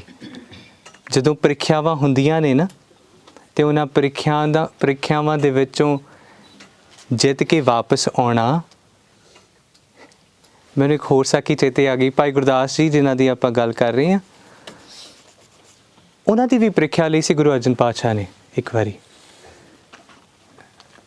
ਗੁਰੂ ਹਰਗੋਬਿੰਦ ਸਾਹਿਬ ਪਾਤਸ਼ਾਹ ਜੀ ਨੇ। ਤੇ ਮਹਾਰਾਜ ਨੇ ਉਸ ਵੇਲੇ ਨਾ ਉਹਨਾਂ ਨੂੰ ਕਿਹਾ, ਕਹਿੰਦੇ ਕਾਬਲ ਜਾਓ ਤੇ ਘੋੜੇ ਲੈ ਕੇ ਆਓ। ਉਹਨਾਂ ਨੇ ਇੱਕ ਵਾਰ ਲਿਖੀ ਸੀ ਕਿ ਜੇ ਗੁਰੂ ਪ੍ਰੀਖਿਆ ਲਵੇ ਤੇ ਸਿੱਖ ਆਪਣੇ ਬਲ ਤੇ ਉਹ ਪ੍ਰੀਖਿਆ ਨੂੰ ਪਾਸ ਕਰ ਸਕਦਾ ਹੈ। ਮੈਂ ਬਹੁਤਾ ਵਿਸਥਾਰ 'ਚ ਨਹੀਂ ਜਾਣਾ। ਤੇ ਮਹਾਰਾਜ ਨੇ ਕਿਹਾ ਇਹਦੇ ਵਿੱਚ ਤੇ ਹੰਕਾਰ ਝਲਕਦਾ ਆ, ਹੈ ਨਾ। ਸੋ ਉਹਨਾਂ ਨੇ ਭੇਜਿਆ, ਕਾਬਲ ਜਾਓ, ਘੋੜੇ ਲਿਆਓ। ਮਹਾਰਾਜ ਨੇ ਮੋਹਰਾਂ ਦਿੱਤੀਆਂ, ਕਾਬਲ ਗਏ। ਜਦੋਂ ਉਹ ਗੰਠੜੀ ਖੋਲੀ ਤੇ ਵਿੱਚ ਮੋਹਰਾਂ ਦੀ ਜਗ੍ਹਾ ਉਹਨਾਂ ਨੂੰ ਠੀਕਰੀਆਂ ਦਿਸੀਆਂ। ਤੇ ਜਦੋਂ ਬਾਹਰ ਘੋੜੇ ਖਰੀਦ ਲਏ ਸੀ, ਪੈਸੇ ਦੇਣੇ ਸੀ ਉਹਨਾਂ ਨੂੰ, ਤੇ ਫਿਰ ਪਿੱਛੋਂ ਜਿਹੜਾ ਤੰਬੂ ਹੈ, ਤੰਬੂ ਤੋਂ ਪਿੱਛੋਂ ਦੀ ਸੰਨ ਲਾ ਕੇ ਉਹ ਚਲੇ ਗਏ। ਉੱਥੋਂ ਫਿਰ ਬਨਾਰਸ ਆ ਗਏ। ਬਨਾਰਸ 2 ਸਾਲ ਰਹੇ ਭਾਈ ਗੁਰਦਾਸ ਜੀ। ਔਰ ਉਸੇ ਥਾਂ ਤੇ ਭਾਈ ਗੁਰਦਾਸ ਜੀ ਨੇ ਉਹ ਸ਼ਬਦ ਉਚਾਰਿਆ, ਸੁਪਨ ਚਰਿਤਰ ਚਿੱਤਰ ਬਾਨਕ ਬਨੇ ਬਚਿੱਤਰ ਪਾਵਨ ਪਵਿੱਤਰ ਮਿੱਤਰ ਆਜ ਮੋਰੇ ਆਏ। ਦੇਖੋ, ਗੁਰੂ ਕਾ ਸਿੱਖ ਫਿਜ਼ੀਕਲੀ ਗੁਰੂ ਤੋਂ ਦੂਰ ਆ, ਪਰ ਸੁਪਨੇ ਦੇ ਵਿੱਚ ਗੁਰੂ ਦੇ ਕਿੰਨਾ ਨੇੜੇ ਆ। ਇਹ ਸਾਡੇ ਵਿਰਸੇ ਦਾ ਸਰਮਾਇਆ ਹੈ। ਇਸ ਪੱਖ ਨੂੰ ਮਹਿਸੂਸ ਕਰਕੇ ਦੇਖਣਾ ਕਿ ਫਿਜ਼ੀਕਲ ਸੰਗਤ ਕਈ ਵਾਰੀ ਨਹੀਂ ਮਿਲਦੀ ਹੈ, ਪਰ ਅਸੀਂ ਫਿਰ ਵੀ ਕਨੈਕਟਡ ਹਾਂ। ਕੋਈ ਕਿਤੋਂ ਆਇਆ, ਕੋਈ ਕਿਤੋਂ ਆਇਆ, ਕੋਈ ਕਿਤੋਂ ਆਇਆ। ਅੱਜ ਇੱਥੇ ਮਿਲੇ ਆ, ਸ਼ਾਇਦ ਕੱਲ੍ਹ ਨੂੰ ਨਾ ਮਿਲੀਏ, ਪਰ ਸਾਡੀ ਇਹ ਵਿਰਾਸਤ ਦਾ ਰੂਪ ਆ। ਅਸੀਂ ਫਿਰ ਵੀ ਭੈਣ ਭਰਾ ਕਹਿ ਕੇ ਇੱਕ ਦੂਜੇ ਨੂੰ ਨਾਲ ਬੈਠੇ ਹਾਂ ਨਾ। ਅੱਜ ਕਿਵੇਂ ਬੈਠੇ ਹਾਂ? ਗੁਰੂ ਕਰਕੇ ਬੈਠੇ ਹਾਂ, ਉਸ ਵਿਰਾਸਤ ਕਰਕੇ, ਉਸ ਲੀਨੀਏਜ ਕਰਕੇ ਬੈਠੇ ਹਾਂ। ਜੇ ਉਹ ਵਿਰਾਸਤ ਨਾ ਰਹੀ ਤੇ ਸਾਡੀ ਸਾਂਝ ਮੁੱਕ ਜਾਵੇਗੀ। ਸਾਡੀ ਸਾਂਝ ਨਹੀਂ ਗਈ। ਭਾਈ ਗੁਰਦਾਸ ਜੀ ਨੂੰ ਸਤਿਗੁਰੂ ਜੀ ਨੇ ਚਿੱਠੀ ਲਿਖੀ ਕਾਸ਼ੀ ਦੇ ਰਾਜੇ ਨੂੰ, ਕਹਿੰਦੇ ਸਾਡਾ ਗੁਰਦਾਸ ਨਾਮਕ ਚੋਰ ਤੁਹਾਡੇ ਬਨਾਰਸ ਦੇ ਵਿੱਚ। ਐਡੇ ਵਿਦਵਾਨ ਸੀ ਕਿ ਕਾਸ਼ੀ ਦੇ ਰਾਜੇ ਨੇ ਆਪਣਾ ਰਾਜਗੁਰੂ ਬਣਾ ਲਿਆ। ਭਾਈ ਗੁਰਦਾਸ ਜੀ ਕਹਿੰਦੇ ਮੈਂ ਆ। ਸਤਿਗੁਰੂ ਜੀ ਨੇ ਹੁਕਮ ਕੀਤਾ, ਕਹਿੰਦੇ ਮੁਸ਼ਕਾਂ ਬਣ ਕੇ ਲਿਆਓ। ਭਾਈ ਗੁਰਦਾਸ ਜੀ ਜਾਣ ਲੱਗੇ, ਸਿੱਖ ਆਏ ਸੀ, ਉਹ ਕਹਿੰਦੇ ਅਸੀਂ ਮੁਸ਼ਕਾਂ ਕਿਵੇਂ ਬੰਨੀਏ? ਭਾਈ ਗੁਰਦਾਸ ਜੀ ਕਹਿੰਦੇ ਗੁਰੂ ਕਾ ਹੁਕਮ ਆ, ਮੈਂ ਉਲੰਘਣਾ ਨਹੀਂ ਕਰਨੀ। ਮੁਸ਼ਕਾਂ ਆਪ ਬੰਨੀਆਂ ਤੇ ਸਤਿਗੁਰ ਦੇ ਸਾਹਮਣੇ ਜਾ ਕੇ ਪੇਸ਼ ਹੋਏ। ਤੇ ਫਿਰ ਜਦੋਂ ਪਹੁੰਚੇ, ਹਾਂਜੀ ਵਾਹਿਗੁਰੂ, ਰਸੀਆਂ ਕਹਿ ਲਓ, ਹੈ ਨਾ, ਉਹਨਾਂ ਸਮੇਂ ਦੇ। ਤੇ ਜਦੋਂ ਉੱਥੇ ਪਹੁੰਚੇ ਤੇ ਮਹਾਰਾਜ ਨੇ ਜਾਂਦਿਆਂ ਪੁੱਛਿਆ, ਕਹਿੰਦੇ ਅੱਛਾ ਦੱਸੋ, ਜੇ ਫਿਰ ਗੁਰੂ ਪ੍ਰੀਖਿਆ ਲਵੇ ਤੇ ਸਿੱਖ ਪਾਸ ਕਰ ਸਕਦਾ? ਨਹੀਂ ਕਰ ਸਕਦਾ। ਇਸ ਪੱਖ ਨੂੰ ਜ਼ਰੂਰ ਚੇਤੇ ਰੱਖਣਾ ਪਿਆਰਿਓ ਕਿ we are part of this lineage and we will make mistakes। ਅਸੀਂ ਗਲਤੀਆਂ ਕਰਾਂਗੇ, ਪਰ ਧਿਆਨ ਰੱਖਣਾ ਗੁਰੂ ਸਮਰੱਥ ਹੈ, ਗੁਰੂ ਕਾ ਪੰਥ ਸਮਰੱਥ ਹੈ। ਤੁਸੀਂ ਇਹਦੇ ਵਿੱਚ ਰਹਿਤ ਦੀ ਗੱਲ ਕੀਤੀ ਸੀ, ਉਹਦੇ ਨਾਲ ਕਿਵੇਂ ਕਨੈਕਸ਼ਨ ਬਣਦਾ ਹੈ, ਲਾਈਕ ਇਹਨੂੰ ਅੱਗੇ ਚੱਲ ਕੇ? ਹਾਂਜੀ, ਮੈਂ ਆ ਰਿਹਾ ਉਸ ਵਿਸ਼ੇ ਤੇ ਆ ਰਿਹਾ। ਜਿਹੜੀ ਗੱਲ ਮੈਂ ਆਪ ਜੀ ਨੂੰ ਕਹਿ ਰਿਹਾ ਸੀਗਾ ਕਿ ਧੰਨਾ ਸਿੰਘ ਨੇ ਜਦੋਂ ਕਵੀ ਚੰਦਨ ਨੇ ਅਰਥ ਕੀਤੇ, ਕਵੀ ਚੰਦਨ ਦੀ ਕਵਿਤਾ ਦੇ ਧੰਨਾ ਸਿੰਘ ਨੇ ਅਰਥ ਕੀਤੇ, ਤੇ ਉਹਨੇ ਕਿਹਾ ਕਿ ਇਹ ਤੇ ਕਵਿਤਾ ਨਹੀਂ ਗੀ। ਫਿਰ ਮਹਾਰਾਜ ਨੇ ਕਿਹਾ, ਕਹਿੰਦੇ ਅੱਛਾ ਇੱਕ ਕੰਮ ਕਰੋ ਧੰਨਾ ਸਿੰਘ, ਹੁਣ ਤੁਸੀਂ ਕਵਿਤਾ ਸੁਣਾਓ। ਕਹਿੰਦੇ ਹੁਣ ਤੁਸੀਂ ਕਵਿਤਾ ਸੁਣਾਓ ਤੇ ਕਵੀ ਚੰਦਨ ਉਹਦੇ ਅਰਥ ਕਰਨਗੇ, ਹੈ ਨਾ। ਬਾਣੀ ਦੇ ਵਿੱਚ ਇੱਕ ਸ਼ਬਦ ਆਉਂਦਾ ਹੈ, ਖਲ ਮੂਰਖ ਤੇ ਪੰਡਿਤ ਕਰਬੋ। ਇਹਦੇ ਕੀ ਅਰਥ ਨੇ? ਖਲ ਮੂਰਖ ਕੌਣ ਹੁੰਦਾ? ਪੜ੍ਹਿਆ ਹੋਵੇ ਓਮੀਆਂ, ਪੜ੍ਹਿਆ ਹੋਵੇ ਗੁਨਹਗਾਰ ਤਾਂ ਓਮੀ ਸਾਧ ਨਾ ਮਾਰੀ। ਓਮੀ ਦੇ ਕੀ ਅਰਥ ਨੇ? ਜਿਹੜੇ ਅਰਥ ਇਆਣੇ ਦੇ ਨੇ। ਜਿੱਦਾਂ ਦਾ ਢਿੱਡੋਂ ਜੰਮਿਆ ਉੱਦਾਂ ਦਾ ਹੀ ਹੈ, ਉੱਦਾਂ ਦਾ ਹੀ ਰਹਿੰਦਾ ਹੈ। ਉਹਦਾ ਕੋਈ, ਉਹਨੇ ਨਾ ਕੁਝ ਸਿੱਖਿਆ ਨਾ ਕੁਝ ਗ੍ਰਹਿਣ ਕੀਤਾ, ਜਿੱਦਾਂ ਦਾ ਆਇਆ ਉੱਦਾਂ ਦਾ ਹੀ ਹੈ। ਗਦਾ ਹੈ? ਹਾਂਜੀ, ਗਦਾ ਤਾਂ ਨਹੀਂ ਹੈ? ਨਹੀਂ, ਗਦਾ ਨਹੀਂ ਹੈ। ਉਹਨੂੰ ਜਿਵੇਂ ਆਪਾਂ ਛੋਟਾ ਬੱਚਾ ਨਿਆਣਾ ਕਹਿ ਲਈਏ, ਜਿਹਨੂੰ ਬਿਲਕੁਲ ਕੋਈ ਚੀਜ਼ ਉਹਨੇ ਗ੍ਰਹਿਣ ਨਹੀਂ ਕੀਤੀ, ਕੁਝ ਜਿੱਦਾਂ ਦਾ ਢਿੱਡੋਂ ਜੰਮਿਆ ਉੱਦਾਂ ਦਾ ਹੀ ਹੈ। ਤੇ ਕੀ ਹੋਇਆ? ਮਹਾਰਾਜ ਦੇ ਵਿੱਚ ਸਮਰੱਥਾ ਆ ਕਿ ਉਹ ਇੱਕ ਮੂਰਖ ਨੂੰ, ਕੱਲ੍ਹ ਵੀ ਜੀ ਛੱਜੂ ਸ਼ਿਹੋਰ ਦੀ ਗੱਲ ਕਰ ਰਹੇ ਸੀਗੇ, ਉਹਨੂੰ ਮਹਾਰਾਜ ਨੇ ਬ੍ਰਹਮ ਗਿਆਨ ਦਿੱਤਾ। ਕਿਵੇਂ ਦਿੱਤਾ? ਸਿਰਫ ਛੜੀ ਦੇ ਨਾਲ। ਇਹ ਗੁਰੂ ਦੇ ਵਿੱਚ ਸਮਰੱਥਾ ਹੈ। ਸਤਿਗੁਰੂ ਜੀ ਨੇ ਭਾਈ ਧੰਨਾ ਸਿੰਘ ਨੂੰ ਕਿਹਾ, ਕਹਿੰਦੇ ਹੁਣ ਤੁਸੀਂ ਕਵਿਤਾ ਸੁਣਾਓ, ਕਵੀ ਚੰਦਨ ਅਰਥ ਕਰਨਗੇ। ਤੇ ਧੰਨਾ ਸਿੰਘ ਕਵਿਤਾ ਸੁਣਾਉਂਦਾ, ਮੀਨ ਮਰੇ ਜਲ ਕੇ ਪਰਸੇ, ਕਬਹੂ ਨਾ ਮਰੇ ਪਰ ਪਾਵਕ ਪਾਏ। ਕਵਿਤਾ ਲਮੇਰੀ ਹੈ। ਕਵੀ ਚੰਦਨ ਕਵਿਤਾ ਸੁਣਦਾ, ਕਹਿੰਦਾ ਮਹਾਰਾਜ ਇਹ ਕੀ ਹੋ ਗਿਆ, ਮੇਰੇ ਤੋਂ ਨਹੀਂ ਹੋਣੇ। ਉਸ ਕਵਿਤਾ ਦੇ ਅਰਥ ਜੇ ਤੁਸੀਂ ਆਮ ਤੌਰ ਤੇ ਸੁਣੋ, ਇਹ ਹੈ, ਮੀਨ ਮਰੇ ਜਲ ਕੇ ਪਰਸੇ, ਕਿ ਜਦੋਂ ਮਛਲੀ ਨੂੰ ਪਾਣੀ ਦੇ ਵਿੱਚ ਪਾ ਦਿਓ ਤੇ ਮਰ ਜਾਂਦੀ ਹੈ, ਤੇ ਜਦੋਂ ਕੱਢ ਲਓ ਜਿਉ ਪੈਂਦੀ ਹੈ। ਕਵੀ ਚੰਦਨ ਕਹਿੰਦਾ ਇਹ ਕਿਵੇਂ ਹੋ ਸਕਦਾ? ਕਹਿੰਦੇ ਮਛਲੀ ਪਾਣੀ ਚੋਂ ਕੱਢੋ, ਮੱਛੀ ਨੂੰ, ਤੇ ਮਰ ਪੈਂਦੀ ਹੈ, ਤੇ ਜੇ ਵਿੱਚ ਪਾ ਦਿਓ ਤੇ ਜਿਉ ਪੈਂਦੀ ਹੈ। ਕਹਿੰਦੇ ਇਦਾਂ ਤੇ ਸੁਣਿਆ, ਕਹਿੰਦੇ ਪਾਣੀ ਦੇ ਵਿੱਚ ਪਾ ਕੇ ਕਿਹੜੀ ਮੱਛੀ ਮਰਦੀ ਹੈ? ਕਹਿੰਦੇ ਮਹਾਰਾਜ ਮੇਰੇ ਤੋਂ ਨਹੀਂ ਅਰਥ ਹੁੰਦੇ। ਫਿਰ ਧੰਨਾ ਸਿੰਘ ਨੂੰ ਕਿਹਾ, ਫਿਰ ਗੁਰੂ ਗੋਬਿੰਦ ਸਿੰਘ ਪਾਤਸ਼ਾਹ ਦੇ ਹੁਕਮ ਤੇ ਧੰਨਾ ਸਿੰਘ ਨੇ ਅਰਥ ਕੀਤੇ। ਕਹਿੰਦੇ ਮਹਾਰਾਜ ਬਸ ਵਿਸ਼ਰਾਮ ਇੱਧਰ ਉੱਧਰ ਲਾਇਆ ਥੋੜ੍ਹਾ ਜਿਹਾ। ਉਹਨਾਂ ਕਿਹਾ ਮੀਨ ਮਰੇ ਜਲ ਕੇ ਪਰਸੇ ਕਬਹੂ ਨਾ ਮਰੇ ਪਰ ਪਾਵਕ ਪਾਏ। ਕਹਿੰਦੇ ਪਾਣੀ ਦੇ ਵਿੱਚ ਪਾ ਦਿਓ ਤੇ ਕਦੇ ਵੀ ਨਹੀਂ ਮਰਦੀ, ਪਾਣੀ ਦੇ ਵਿੱਚ ਕੱਢ ਲਓ ਤੇ ਮਰ ਜਾਂਦੀ। ਸੋ ਪਿਆਰਿਓ, ਗਿਆਨ ਕੀ ਹੈ? ਗਿਆਨ ਉਹ ਹੈ ਜਿਹੜਾ ਗੁਰੂ ਦਿੰਦਾ ਹੈ। ਸੰਸਾਰਿਕ ਗਿਆਨ ਗਿਆਨ ਨਹੀਂ ਹੁੰਦਾ, ਵਿਦਵਤਾ ਕਦੇ ਗਿਆਨ ਨਹੀਂ ਹੁੰਦੀ। ਹਾਂ, ਇਹ ਵਿਦਿਆ ਹੋ ਸਕਦੀ ਹੈ ਨਾ। ਸੋ ਅਸੀਂ ਵਿਦਿਆਰਥੀ ਤਾਂ ਬਣਦੇ ਹਾਂ ਜਦੋਂ ਅਸੀਂ ਵਿਦਿਆ ਗ੍ਰਹਿਣ ਕਰਦੇ ਹਾਂ। ਵਿਦਿਆ ਗ੍ਰਹਿਣ ਕਰਕੇ ਟੇਕ ਆਸਰਾ ਗੁਰੂ ਦਾ ਲੈਣਾ, ਵਿਰਾਸਤ ਉਹੀ ਰੱਖਣਾ ਜੋ ਗੁਰੂ ਕੀ ਵਿਰਾਸਤ ਹੈ, ਔਰ ਆਪਣੀ ਵਿਰਾਸਤ ਸਾਨੂੰ ਛੱਡਣੀ ਪਵੇਗੀ। ਔਰ ਇੱਕ ਮੈਂ ਛੋਟੀ ਜਿਹੀ ਬੇਨਤੀ ਕਰਕੇ ਸਮਾਪਤੀ ਕਰਾਂਗਾ। ਦੇਖੋ, ਭਰੇ ਭਾਂਡੇ ਦੇ ਵਿੱਚ ਕਦੇ ਕੁਛ ਨਹੀਂ ਪੈਂਦਾ ਹੁੰਦਾ, ਨਹੀਂ ਪਵੇਗਾ। ਜੋ ਕੁਝ ਪਾਉਣ ਦੀ ਕੋਸ਼ਿਸ਼ ਕਰੋਗੇ ਭਾਂਡੇ ਦੇ ਵਿੱਚੋਂ ਨਿਕਲ ਜਾਵੇਗਾ। ਮਹਾਰਾਜ ਨੇ ਇੱਕ ਸ਼ਬਦ ਆਉਂਦਾ ਬਾਣੀ ਦੇ ਵਿੱਚ, ਮਹਾਰਾਜ ਨੇ ਕਿਹਾ ਭਾਂਡਾ ਧੋਏ ਬੈਸ ਧੂਪ ਦੇਵੋ ਤੋ ਦੂਧੈ ਕੋ ਜਾਵੋ। ਕਹਿੰਦੇ ਪਹਿਲਾਂ ਭਾਂਡਾ ਧੋਣਾ। ਕਿਵੇਂ ਧੋਵੋਗੇ ਭਾਂਡਾ? ਕਿਵੇਂ ਧੋਵੋਗੇ? ਕੱਲ ਧੋਤਾ ਸੀ ਨਾ ਆਪਾਂ, ਇੱਦਾਂ ਰਗੜ ਰਗੜ ਕੇ ਧੋਣਾ। ਭਾਂਡਾ ਧੋਏ ਫਿਰ ਬੈਸ ਧੂਪ ਦੇਵੋ, ਉਹਨੂੰ ਧੁੱਪ ਲਵਾਉਣੀ ਹੈ, ਫਿਰ ਉਹਦੇ ਵਿੱਚ ਦੁੱਧ ਆਵੇਗਾ। ਜੇ ਗੰਦਲੇ ਭਾਂਡੇ ਵਿੱਚ ਦੁੱਧ ਪਾਓਗੇ, ਦੁੱਧ ਖਰਾਬ ਹੋ ਜਾਣਗਾ। ਸਭ ਤੋਂ ਪਹਿਲੀ ਚੀਜ਼, ਸੈਟਲ ਯੂਰ ਐਕਸਪੈਕਟੇਸ਼ਨਸ ਰਾਈਟ। ਇਹ ਕਲਾ ਹੈ, ਪਰ ਇਹ ਕਲਾ ਤੋਂ ਕਿਤੇ ਵੱਧ ਕੇ ਪ੍ਰੇਮ ਹੈ। ਇਹ ਮੇਰੀ ਭਾਵਨਾ ਦਾ ਪ੍ਰਗਟਾਵਾ ਆ ਸਤਿਗੁਰੂ ਦੇ ਵਾਸਤੇ। ਮੈਂ ਉਸ ਵਿਰਾਸਤ ਦਾ ਅੰਗ ਬਣ ਜਾਵਾਂ ਤੇ ਉਸ ਵਿਰਾਸਤ ਨੂੰ ਫੀਲ ਕਰੀਏ, ਉਸ ਨੂੰ ਮਹਿਸੂਸ ਕਰੀਏ, ਉਸ ਦਾ ਅੰਗ ਬਣਨ ਦੀ ਕੋਸ਼ਿਸ਼ ਕਰੀਏ ਕਿ ਹਾਂ, ਮੈਨੂੰ ਗੁਰੂ ਨੇ ਇੰਨੀ ਮੇਰੇ 'ਤੇ ਕਿਰਪਾ ਕੀਤੀ ਕਿ ਮੈਂ ਉਹ ਵਿਦਿਆ ਸਿੱਖ ਰਿਹਾ ਜੋ ਵਿਰਲੇ ਟਾਵੇਂ ਨੂੰ ਗੁਰੂ ਨੇ ਬਖਸ਼ੀ ਸੀ। ਔਰ ਉਹ ਵਿਰਸਾ ਜਿੱਥੇ ਮਹਾਰਾਜ ਨੇ ਕਿਹਾ ਧਨ ਸੋ ਕਾਗਦ ਕਲਮ, ਧਨ ਧਨ ਭਾਂਡਾ, ਧਨ ਮਸ, ਧਨ ਲਿਖਾਰੀ ਨਾਨਕਾ ਜਿਸ ਨਾਮ ਲਿਖਾਇਆ ਸਾ। ਮਹਾਰਾਜ ਨੇ ਤੇ ਧਨ ਕਿਹਾ ਉਹਨਾਂ ਲਿਖਣ ਵਾਲਿਆਂ ਨੂੰ। ਤੇ ਇੱਕ ਚੀਜ਼ ਮੈਂ ਛੋਟੀ ਜਿਹੀ ਬੇਨਤੀ ਕਰਾਂ, ਮਹਾਰਾਜ ਨੇ ਕਿਹਾ ਧਨ ਸੋ ਕਲਯੁਗ ਸਾਧ ਸੰਗ ਕੀਰਤਨ ਗਾਈਐ, ਨਾਨਕ ਨਾਮ ਆਧਾਰ ਲਿਓ। ਮੈਂ ਉਸੇ ਚੀਜ਼ ਵੱਲ ਵਾਪਸ ਆ ਰਿਹਾ। ਕੇਵਲ ਮਨੁੱਖਾ ਦੇਹੀ ਦੇ ਵਿੱਚ ਜਨਮ ਲੈਣ ਕਰਕੇ ਅਸੀਂ ਧਨ ਨਹੀਂ ਹੋ ਜਾਂਦੇ, ਨਹੀਂ ਹੋਵਾਂਗੇ। ਆਏ ਆ ਨਾ ਤੇ ਚਲੇ ਵੀ ਜਾਣਾ ਆ। ਗੱਲ ਸਿਰਫ ਉੱਥੇ ਖੜਦੀ ਹੈ ਕਿ ਅਸੀਂ ਕੀ ਖੱਟ ਕੇ ਚੱਲੇ ਆ, ਕੀ ਕਮਾ ਕੇ ਚੱਲੇ ਆ ਤੇ ਕੀ ਦੇ ਕੇ ਚੱਲੇ ਆ। ਜੇ ਜਿੱਦਾਂ ਦੇ ਆਏ ਉੱਦਾਂ ਦੇ ਤੁਰ ਜਾਣਾ ਨਾ, ਤੇ ਫਿਰ ਸਾਡੇ ਆਏ ਗਏ ਦਾ ਕੋਈ ਲਾਭ ਨਹੀਂ ਗਾ। ਫਿਰ ਅਸੀਂ ਮਹਾਰਾਜ ਨੇ ਕਿਹਾ ਨਾ, ਗੁਣਾ ਗਵਾਈ ਗੰਠੜੀ ਅਵਗਣ ਚੱਲੀ ਬੰਨ। ਗੁਣਾ ਦੀ ਗੰਠੜੀ ਜਿਹੜੀ ਲੈ ਕੇ ਆਇਆ ਸੀ, ਵਿਰਾਸਤ ਜਿਹੜੀ ਗੁਰੂ ਨੇ ਦਿੱਤੀ, ਉਹ ਛੱਡ ਚੱਲੇ ਆ ਤੇ ਔਗਣਾ ਦੀ ਪੰਡ ਚੁੱਕ ਕੇ ਲੈ ਚੱਲੇ ਆ। ਬਾਬਾ ਫਰੀਦ ਸਾਹਿਬ ਦਾ ਇੱਕ ਸਲੋਕ ਆ, ਉਹਨਾਂ ਕਿਹਾ, ਕਹਿੰਦੇ ਜੇ ਜਾਣਾ ਤਿਲ ਥੋੜੜੇ ਸੰਮਲ ਬੁੱਕ ਭਰੀ। ਕਹਿੰਦੇ ਤਿਲ ਥੋੜੇ ਨੇ ਮੇਰੇ ਕੋਲ, ਸਵਾਸ ਥੋੜੇ ਨੇ, ਸਮਾਂ ਕੀਮਤੀ ਆ ਤੁਹਾਡਾ ਵੀ ਤੇ ਜਿਹੜੇ ਤੁਹਾਨੂੰ ਵਿਦਿਆ ਦੇਣ ਵਾਸਤੇ ਬੁਲਾਰੇ ਆਏ ਹੋਏ ਉਹਨਾਂ ਦਾ ਵੀ।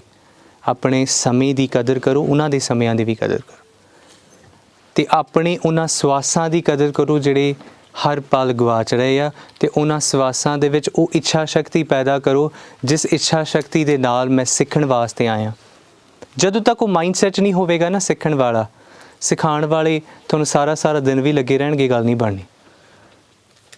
ਤੇ ਜਿਸ ਦਿਨ ਉਹ ਅੰਦਰ ਦੀ ਦ੍ਰਿੜਤਾ ਆ ਗਈ ਨਾ, ਕਿਸੇ ਨੇ ਤੁਹਾਨੂੰ ਇੱਕ ਗੱਲ ਦੱਸਣੀ, ਤੁਸੀਂ 100 ਆਪੇ ਸਿੱਖ ਜਾਵੋਗੇ। ਇੰਨੀ ਦ੍ਰਿੜਤਾ ਦੀ ਲੋੜ ਹੈ, ਔਰ ਇਹ ਬੜੀ ਵੱਡੀ ਤਪੱਸਿਆ ਹੈ। ਕੱਲ ਵੀਰ ਜੀ ਗੱਲ ਕਰ ਰਹੇ ਸੀ, ਇਹ ਘਾਲਣਾ ਆ। ਤੇ ਜੇ ਘਾਲਣਾ ਨਹੀਂ ਘਾਲੀ ਤੇ ਫਿਰ ਗੱਲ ਨਹੀਂ ਬਣਨੀ। ਤੁਸੀਂ ਫਰਜ਼ ਕਰੋ, ਜੇ ਦੁੱਧ ਦੇ ਵਿੱਚ ਪਾ ਕੇ ਮਧਾਣੀ ਰਿੜਕੋਗੇ ਤੇ ਮੱਖਣ ਨਿਕਲੇਗਾ, ਜੇ ਪਾਣੀ 'ਚ ਮਧਾਣੀ ਪਾਈ ਜਾਓਗੇ ਕਿੱਥੋਂ ਨਿਕਲੇਗਾ ਮੱਖਣ? ਇਹਦਾ ਅਰਥ ਇਹ ਨਹੀਂ ਗਾ ਕਿ ਅਸੀਂ ਐਫਰਟਸ ਨਹੀਂ ਕਰ ਰਹੇ। ਅਸੀਂ ਬੈਠੇ ਹਾਂ, ਤੁਸੀਂ ਵੀ ਬੈਠੇ ਹੋ, ਸਿਖਾਉਣ ਵਾਲੇ ਵੀ ਬੈਠੇ ਆ। ਪਰ ਹਾਂ ਮੇਰੇ ਭਾਂਡੇ 'ਚ ਦੁੱਧ ਹੋਵੇ। ਜੇ ਦੁੱਧ ਨਹੀਂ ਗਾ, ਪਾਣੀ 'ਚ ਮਧਾਣੀ ਪਾਵਾਂਗੇ ਤੇ ਨਿਕਲੇਗਾ ਕੁਛ ਵੀ ਨਹੀਂ, ਨਾ ਉਧਰੋਂ ਨਾ ਇੱਧਰੋਂ, ਹੈ ਨਾ। ਸੋ ਇਹ ਨਾ ਹੋਏ ਕਿ ਆਪਾਂ ਇੱਦਾਂ ਦੇ ਐਫਰਟਸ ਕਰੀ ਜਾਈਏ ਜਿਹਦੇ ਨਾਲ ਕੰਮ ਬਣਨਾ ਨਹੀਂ ਗਾ। ਅਤੇ ਮੈਂ ਬਾਰ ਇਹ ਬੇਨਤੀ ਕਰਦਾ ਹੁਣ, ਭਾਈ ਗੁਰਦਾਸ ਜੀ ਦਾ ਇੱਕ ਕਵਿਤ ਆ। ਭਾਈ ਗੁਰਦਾਸ ਜੀ ਕਹਿੰਦੇ, ਜੈਸੇ ਪਾਟ ਚਾਕੀ ਕੇ ਨਾ ਮੂੰਡ ਕੇ ਉਠਾਏ ਜਾਤ, ਕਲਾ ਕੀਏ ਲੀਏ ਜਾਤ ਐਂਚਤ ਚਿੰਤੇ। ਉਹ ਕਹਿੰਦੇ ਪੁਰਾਤਨ ਸਮੇਂ ਚੱਕੀਆਂ ਹੁੰਦੀਆਂ ਸੀ ਵੱਡੀਆਂ ਵੱਡੀਆਂ, ਉਹਨਾਂ ਨੂੰ ਚੁੱਕਣਾ ਸੌਖਾ ਨਹੀਂ ਸੀ ਹੁੰਦਾ, ਜਾਂ ਉਹਨਾਂ ਨੂੰ ਹਾਥੀ ਦੇ ਉੱਪਰ ਚੁੱਕ ਕੇ ਜਾਂ ਉਹਨਾਂ ਨੂੰ ਘਸੀਟ ਕੇ ਇੱਕ ਪਾਸੇ ਦੂਜੇ ਪਾਸੇ ਲੈ ਕੇ ਜਾਇਆ ਜਾਂਦਾ ਸੀ। ਕਿਵੇਂ? ਟੈਕਨੀਕ ਦੇ ਨਾਲ, ਜੁਗਤੀ ਦੇ ਨਾਲ, ਕਲਾ ਦੇ ਨਾਲ। ਫਿਰ ਉਹ ਅੱਗੇ ਕਹਿੰਦੇ, ਜੈਸੇ ਗਜ ਕੇਹਰ ਨਾ ਬਲ ਕੀਏ ਬਸ ਹੋਤ, ਜਤਨ ਕੇ ਆਨੀਤ ਸਮਝ ਸਮਝੇ। ਕਹਿੰਦੇ ਹਾਥੀ ਤੇ ਸ਼ੇਰ ਨੂੰ ਕਦੇ ਕਾਬੂ ਹੁੰਦਿਆਂ ਦੇਖਿਆ? ਕਦੇ ਦੇਖਿਆ? ਸਰਕਸ ਦੇ ਵਿੱਚ ਕਿਵੇਂ ਹੁੰਦੇ ਆ? ਜੇ ਉਸੇ ਸ਼ੇਰ ਦੇ ਸਾਹਮਣੇ ਤੁਸੀਂ ਇਕੱਲੇ ਚਲੇ ਜਾਓ ਤੁਹਾਨੂੰ ਵੱਢ ਲੂਗਾ, ਅਤੇ ਜੇ ਸਰਕਸ ਵਾਲੇ ਸ਼ੇਰ ਦੇ ਸਾਹਮਣੇ ਜਾਓ ਕੁਛ ਵੀ ਨਹੀਂ ਕਹਿੰਦਾ। ਕਿਉਂ ਨਹੀਂ ਕਹਿੰਦਾ? ਟ੍ਰੇਨਡ ਆ, ਸਿੱਖਿਆ ਆ, ਉਹਦੇ ਕੋਲ ਜੁਗਤੀ ਆ। ਫਿਰ ਉਹਨਾਂ ਨੇ ਕਿਹਾ, ਕਹਿੰਦੇ ਜੈਸੇ ਸਰਤਾ ਪ੍ਰਬਲ ਦੇਖਤ ਭਿਆਨ ਰੂਪ, ਕਰਦਮ ਚੜ੍ਹੈ ਪਾਰ ਉਤਰੈ ਤੁਰਥੀ। ਕਹਿੰਦੇ ਜਦੋਂ ਦਰਿਆ ਦੇ ਵਿੱਚ ਹੜ੍ਹ ਆਇਆ ਹੋਵੇ ਨਾ, ਤੁਸੀਂ ਦਰਿਆ ਨੂੰ ਪਾਰ ਕਰ ਸਕਦੇ ਹੋ, ਪਰ ਜੇ ਤੁਹਾਡੇ ਕੋਲ ਇੱਕ ਕਸ਼ਤੀ ਹੋਵੇ ਤਾਂ ਸੌਖਾ ਪਾਰ ਕਰ ਸਕਦੇ ਹੋ ਨਾ, ਵਿਦ ਅ ਬੋਟ। ਕਿਵੇਂ ਪਾਰ ਕਰ ਸਕਦੇ ਹੋ? ਜੁਗਤੀ ਦੇ ਨਾਲ। ਅਤੇ ਜੇ ਇਸ ਪੱਖ ਦੇ ਵਿੱਚ ਸਮਝਣਾ ਹੋਵੇ ਤਾਂ ਜੁਗਤੀਆਂ ਕੇਵਲ ਗੁਰੂ ਦੇ ਕੋਲ ਨੇ, ਗੁਰੂ ਪੰਥ ਕੋਲ ਨੇ, ਹੈ ਨਾ। ਸੋ ਉਸ ਵਿਰਾਸਤ ਦਾ ਸਰਮਾਇਆ ਬਣੀਏ ਅਤੇ ਆਪਣੇ ਜੀਵਨ ਨੂੰ ਗੁਰੂ ਕੇ ਅਨੁਸਾਰ ਜੀਵਨ ਜੀਵੇ।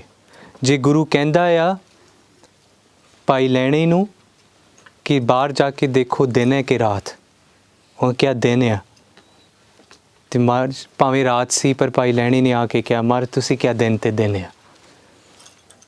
ਇਸ ਪੱਖ ਨੂੰ ਸਮਝੀਏ। ਇੱਥੇ ਇਹ ਅਰਥ ਨਹੀਂ ਕੋਈ ਸਿਆਣਾ ਬੰਦਾ ਹੋਵੇਗਾ ਕਿ ਨਹੀਂ ਗੁਰੂ ਨਾਨਕ ਸਾਹਿਬ ਨੂੰ ਨਹੀਂ ਪਤਾ ਹੈਗਾ, ਉਹਨਾਂ ਦੇ ਆਪਣੇ ਪੁੱਤਰਾਂ ਨੇ ਕਿਹਾ ਨਾ, they were part of biological lineage।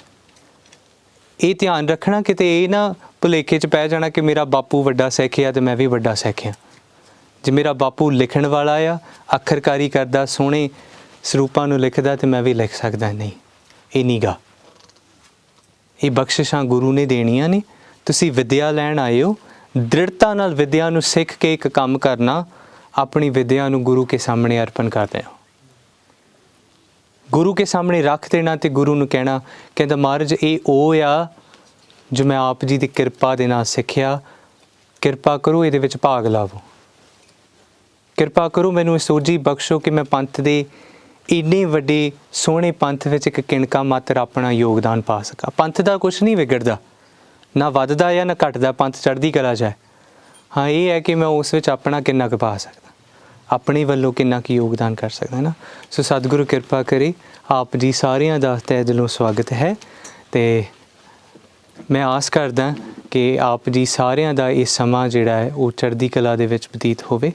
ਬਹੁਤ ਕੁਝ ਆਪ ਜੀ ਇੱਥੋਂ ਸਿੱਖ ਕੇ ਜਾਵੋ ਅਤੇ ਨਾ ਸਿਰਫ ਸਿੱਖ ਕੇ ਜਾਵੋ, ਉਹ ਤੁਹਾਡੇ ਜੀਵਨ ਦਾ ਅੰਗ ਬਣ ਜਾਏ। ਸੋ ਸਤਿਗੁਰੂ ਕਿਰਪਾ ਕਰਨ, ਇੰਨੀਆਂ ਵਿਚਾਰਾਂ ਪ੍ਰਵਾਨ ਕਰਿਓ। ਭੁੱਲ ਚੁੱਕ ਦੀ ਖਿਮਾ। ਵਾਹਿਗੁਰੂ ਜੀ ਕਾ ਖਾਲਸਾ, ਵਾਹਿਗੁਰੂ ਜੀ ਕੀ ਫਤਿਹ।